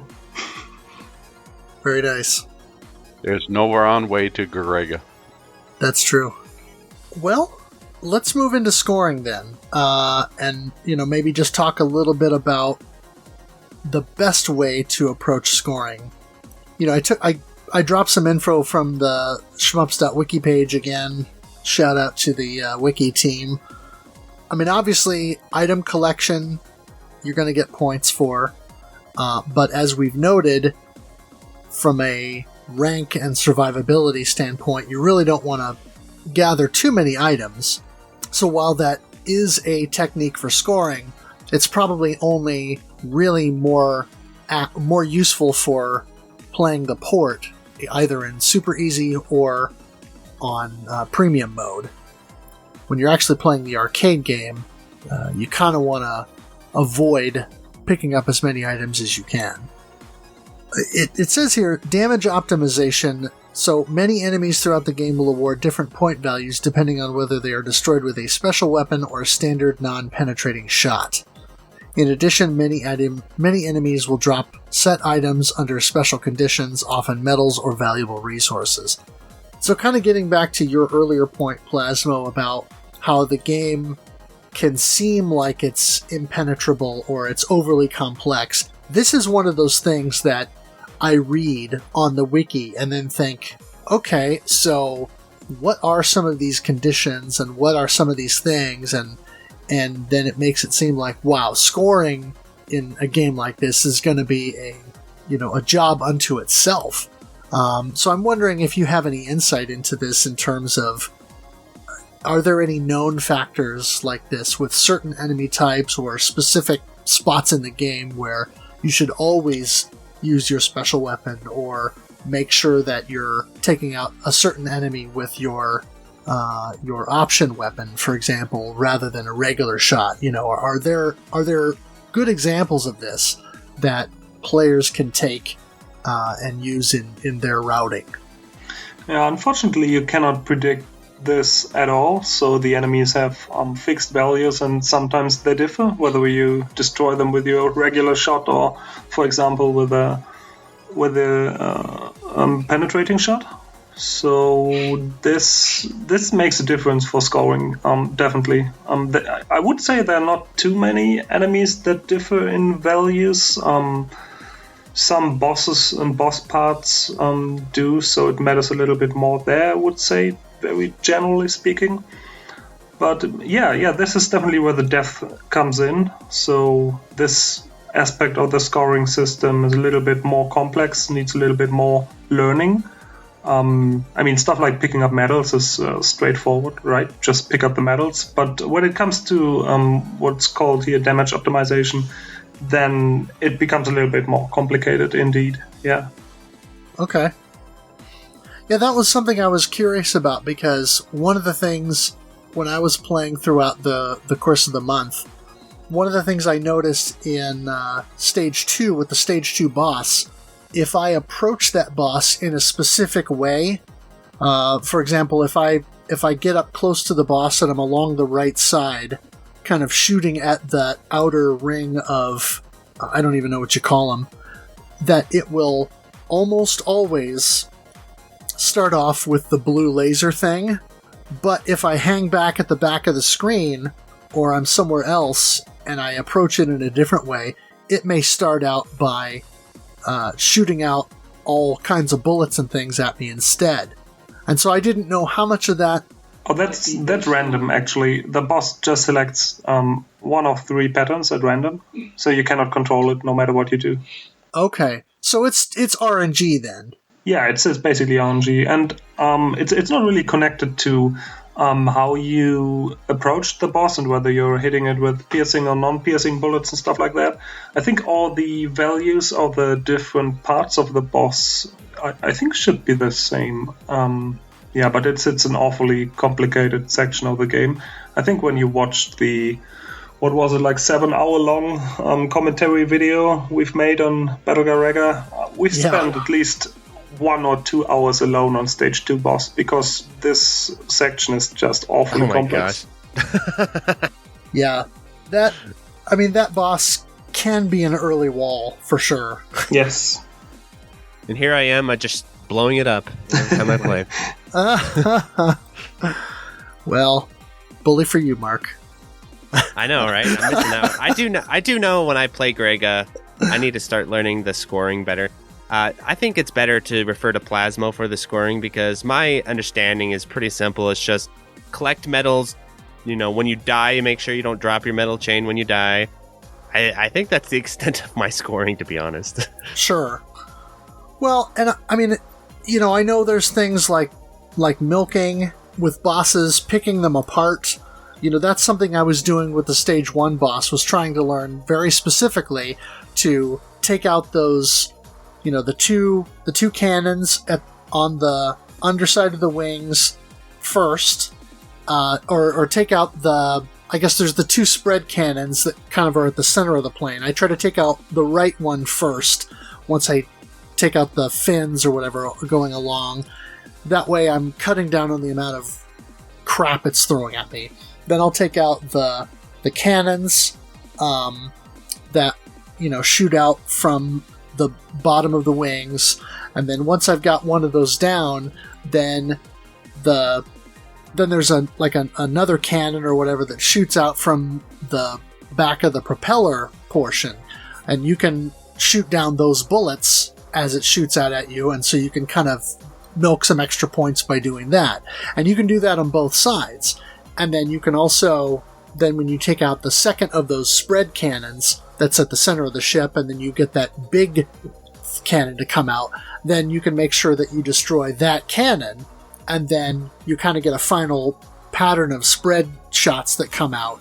And so you can kind of use that as a way to sort of maximize the amount of score you get for that boss. There's probably strategies like that for each boss, but obviously I didn't have enough time to really dig in and learn that for every boss. But I know I've seen footage of Kamui and a couple of others doing things, like we said earlier, with the tail option, where you position it specifically to shoot the propellers up top of that stage 1 boss, or its reappearance later in stage 5 or 6 or something like that. And techniques like that to really milk those kinds of areas.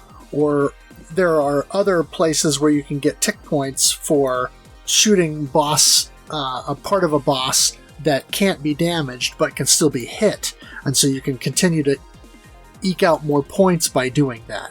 Obviously those are a more high-level strategy, but I still think it's worth mentioning.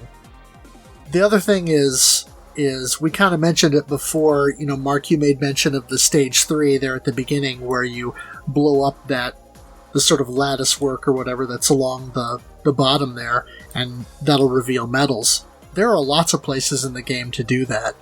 Shooting the tanks in stage 2 while they're rolling over the buildings, that will reveal a medal. Bombing most buildings or structures in the game will reveal medals of some kind, some more than others. And it seems like that's quite the rabbit hole that you can kind of go down to sort of learn where all the places are in order to get medals. One of the things that I found in stage 4, as you approach the end of the stage, you've got these, I'm trying to think of how to word it. There's the 2 sides where you've got structure, and then in between there are these, I don't know if you call them supports or trusses or whatever, but they're like metal deals that go across, and if you bomb those, you'll get a whole row of medals. And I've watched, high-level players that will fire at that with their special weapon and then pick up all the medals in sequence as they kind of fly across the screen. But when I was playing, I noticed that if you bomb or you fire at it along one side, they kind of come out in a uniform fashion. Whereas if you shoot at those metal deals in the center, it sort of comes out in a V fashion, and it's way harder to actually collect those and get them all and not drop your medal chain.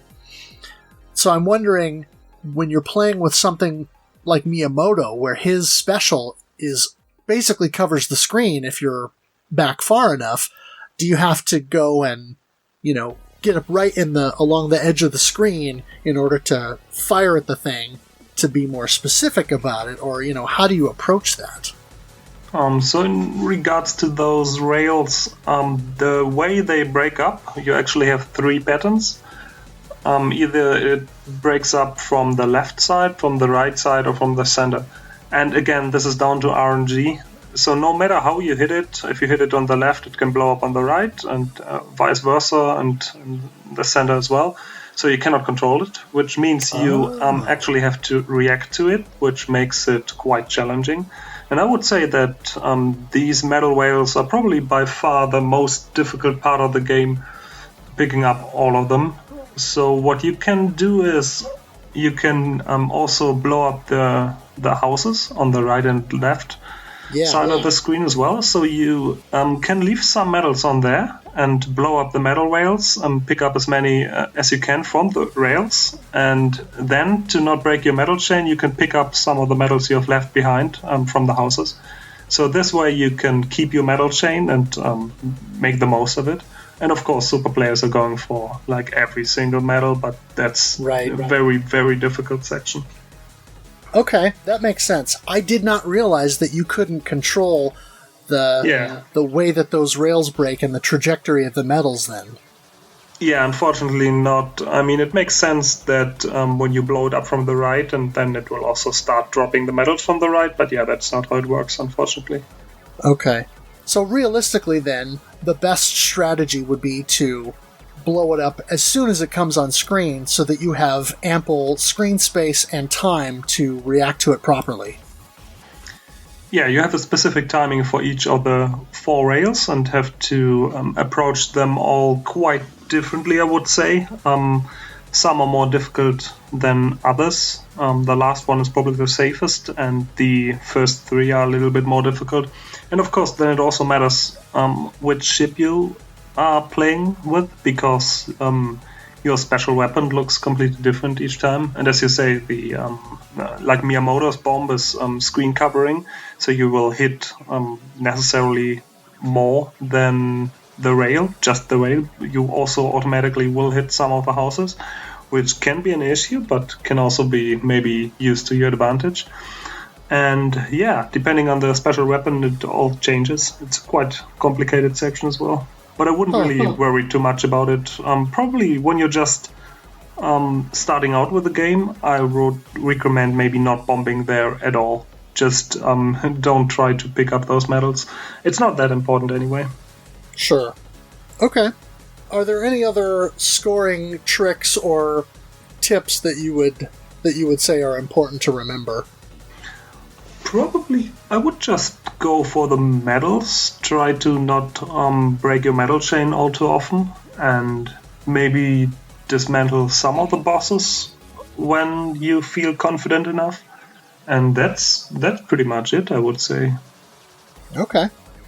So really, realistically, then, only when you get to the much more high level scoring, once you've kind of mastered the game, is probably when you want to start looking at picking apart every boss specifically, or finding ways to absolutely eke out every medal that you can, kind of a thing.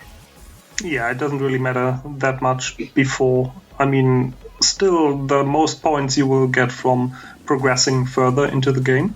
So just by surviving and keeping medals up, you're good to go. Right. Yeah, and that was one of the interesting changes, too, with the super easy mode on the port, is that in arcade, if you let the medals fall off the screen and not collect them, and you're not able to collect something to keep your chain going, then it resets to 0. Whereas it's a little bit more forgiving in super easy, where you can let a couple of them go and your metal chain will go down a couple notches, but not reset back to default. So it definitely gives you a little bit of leeway there. So, moving on, we have our thoughts from the RFGen community. From Gamer707B, my favorite shooter, but sadly I suck at it. Still love it though. The game has so much depth that people are still discovering things about it. That's nuts. And the look, heck, I might get a quick credit run in tonight. Yeah, it's one of those things that you look at and you're like, oh shoot, it only takes a couple minutes. Yeah. And then Zoido, he piped in and said, I'm a really poor Garegga player, but still haven't figured out how the rank management and scoring exactly works, and I played it quite a bit. I get along a bit better with easy and arrange, but arcade still wrecks me every time. Love the game anyway, and it has one of the best video game soundtracks ever made, if you ask me. I think there's quite a few people who would agree with you there, Zoido. Yep, as DJ Psycho and one would say, hot jams. Yes. Alright, well, Zoido ended up being the only person to submit scores during the month of January. So, by default, these are the high scores here. In the arcade mode, he got 1,976,580. He said he reached the Stage 3 boss. On Premium, he got 8,639,770, reaching Blackheart in Stage 7. And then Super Easy, he got a clear with 7,316,720. Now, I wish I had got my clear during January, because my clear this morning was actually a little over 8 million points. So I could have said that I beat Zoido at something. But unfortunately, it didn't happen during that time. But we still have all of 2021 for people to submit scores for us to tally at the end of the year. And I'm hoping to finally get the score spreadsheet up and posted on the forum, or a link to it on the forum, so that if we have other people that want to participate, they can submit their scores and we can get them into that spreadsheet. So, final thoughts. If you had to sum up your thoughts about Garegga in a very succinct way, what would you say? To give a quick impression of Garegga, I would probably compare it to something like Black Licorice, where at first you may not initially like the taste. It may seem a little bit strange. Garegga might put you off because it is so unique, and you may think, oh, this is overrated, isn't that good? But the more you play Garegga, the more you get familiar with it, the more you understand how it works and what it wants you to do, the more you realize how awesome the game is, and you will develop a real taste for it that other games can't quite satisfy. So I think if I were to put Garegga in a nutshell, that's how I would describe it. And over time, it has definitely become one of my favorite shmups, probably my second favorite after Dodonpachi. So, yes, I can't recommend this game enough. Definitely play Battle Garegga and give it the time it needs. Let it grow on you. Nice. Yeah, from my side as well. Very high recommendation. I usually don't rank shmups because I cannot decide, but I would say Garegga is definitely very high up there. Maybe number one, could be. For me, it's just the gift that keeps on giving. Every time I start playing this game again, it just gives me so much joy. It's absolutely fantastic. I usually play on the PCB. That's how I enjoy the game. And yeah, I don't think I will ever drop the game. It feels like having continuously different breaks with other games and then just returning to Garegga. That's the one game I will keep on playing. And it was the 25th anniversary, I think 3 days ago. So yeah, I'm looking forward for the next 25 years with this game.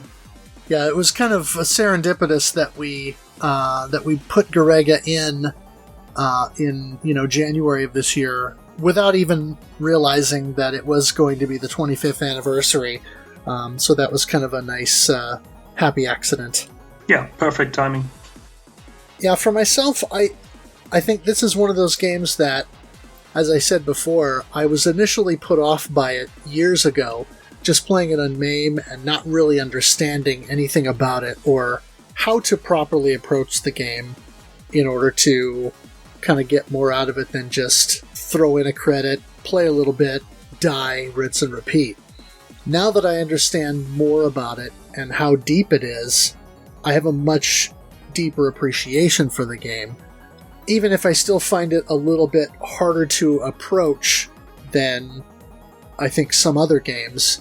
I do think that it is well worth the time to pick up and play, particularly because of the M2 port now, where you have super easy to make it way more accessible, or premium to make the game still more accessible than perhaps the original arcade mode, but also have its own level of challenge built into that. And so I really do think that the importance of this game cannot be understated, but I also think more than that even is this is a game that I think should be played by most anyone who's into shooting games and should be understood for not just how important it is, but just how well put together it is.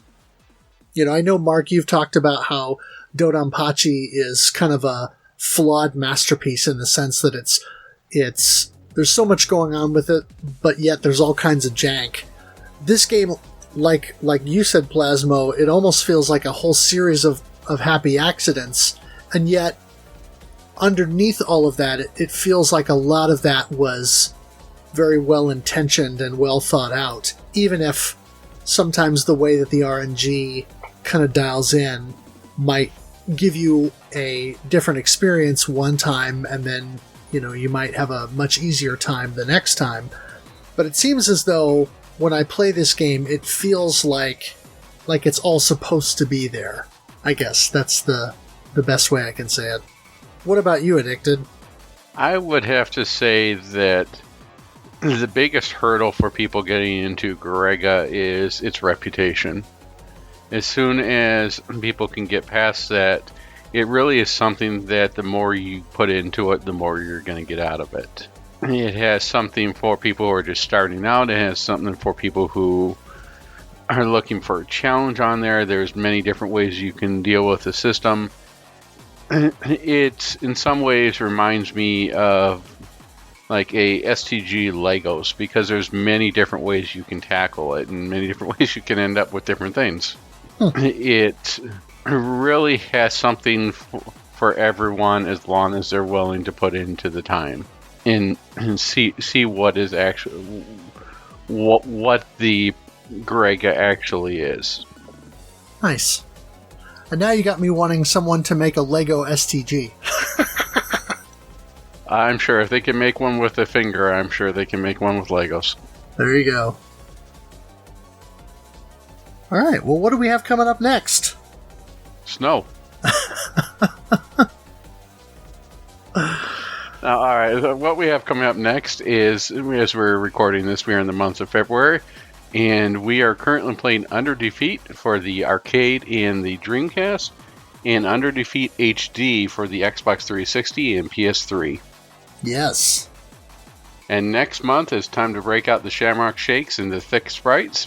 We are going to be playing Demonizer. Awesome. So I fully expect Mark to come back. That's a relatively new game. Yes, it is. Yeah, that'll be an interesting one to kind of tackle, since it's a fairly recent Dojin release on PC. All right. I'd like to send shout-outs and greetings and salutations to Studio Mudprints and Bullet Heaven for the beautiful design of the logo. And speaking of the logo, we have it on podcast shirts, which they can find at MetalFRO. Redbubble, just shirts for Shoot the Core -cast. I'd like to thank Kogusu for the intro and outro music, everybody at RFGen and the RFGen Playcast. I'd like to thank MetalFRO for always making it entertaining with his one-man, 2 chihuahuas, and an STG show. Yes. Like to thank Plasmo and Mark MSX for joining us and helping us fill out a lot of the mystery, which is Battle Garegga. Yeah, no problem. Yeah, thanks for having me. It was an honor. Yeah, we really appreciate it. If you'd like to connect with us, you can follow us on Twitter at ShootCoreCast. You can also follow me directly at GameBoyGuru. Please come join rfgeneration.com and join us for a shmup playthrough, a shmup club selection, and also subscribe, rate, and review the podcast on your preferred platform. Speaking of which, you can go to linktr.ee/shootthecorecast to get links to all of the platforms and places where you can find us online. Also, join the Discord channel for RF Generation, which is linked right at the front page. And we do have the dedicated Shoot the Corecast topic, where you can come and discuss the Shmup Club Game of the Month, talk about an episode of the podcast, or just talk about shooting games in general, which we do semi-frequently. And as Addicted mentioned, you can follow me on Twitch, twitch.tv/GuruGameBoy, to watch me stream the Shmup of the Month, among other things. Anything else that we need to touch on quick before we wrap up?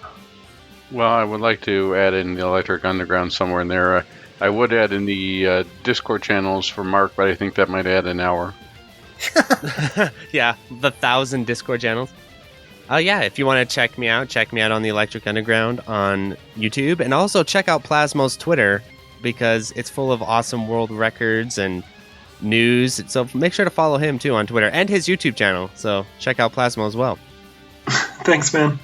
Yeah. Your Twitter account definitely is one to follow, because it's interesting to see the retweets of all the high scores and things like that from particularly some of the Japanese super players, but then also following your progress in Pink Sweets. Yeah. High scores is all I care about. And soon, hopefully, we'll see more Dodonpachi ones, but don't embarrass me too much with your progress. Make sure you learn at a pace that's not too embarrassing. So you need to spend 1.5 years before you get your 2-all, and then from there, just slowly. I will try. Alrighty. Well, thank you all so much for listening, and stay safe out there. We will see you next month. Adios. See ya.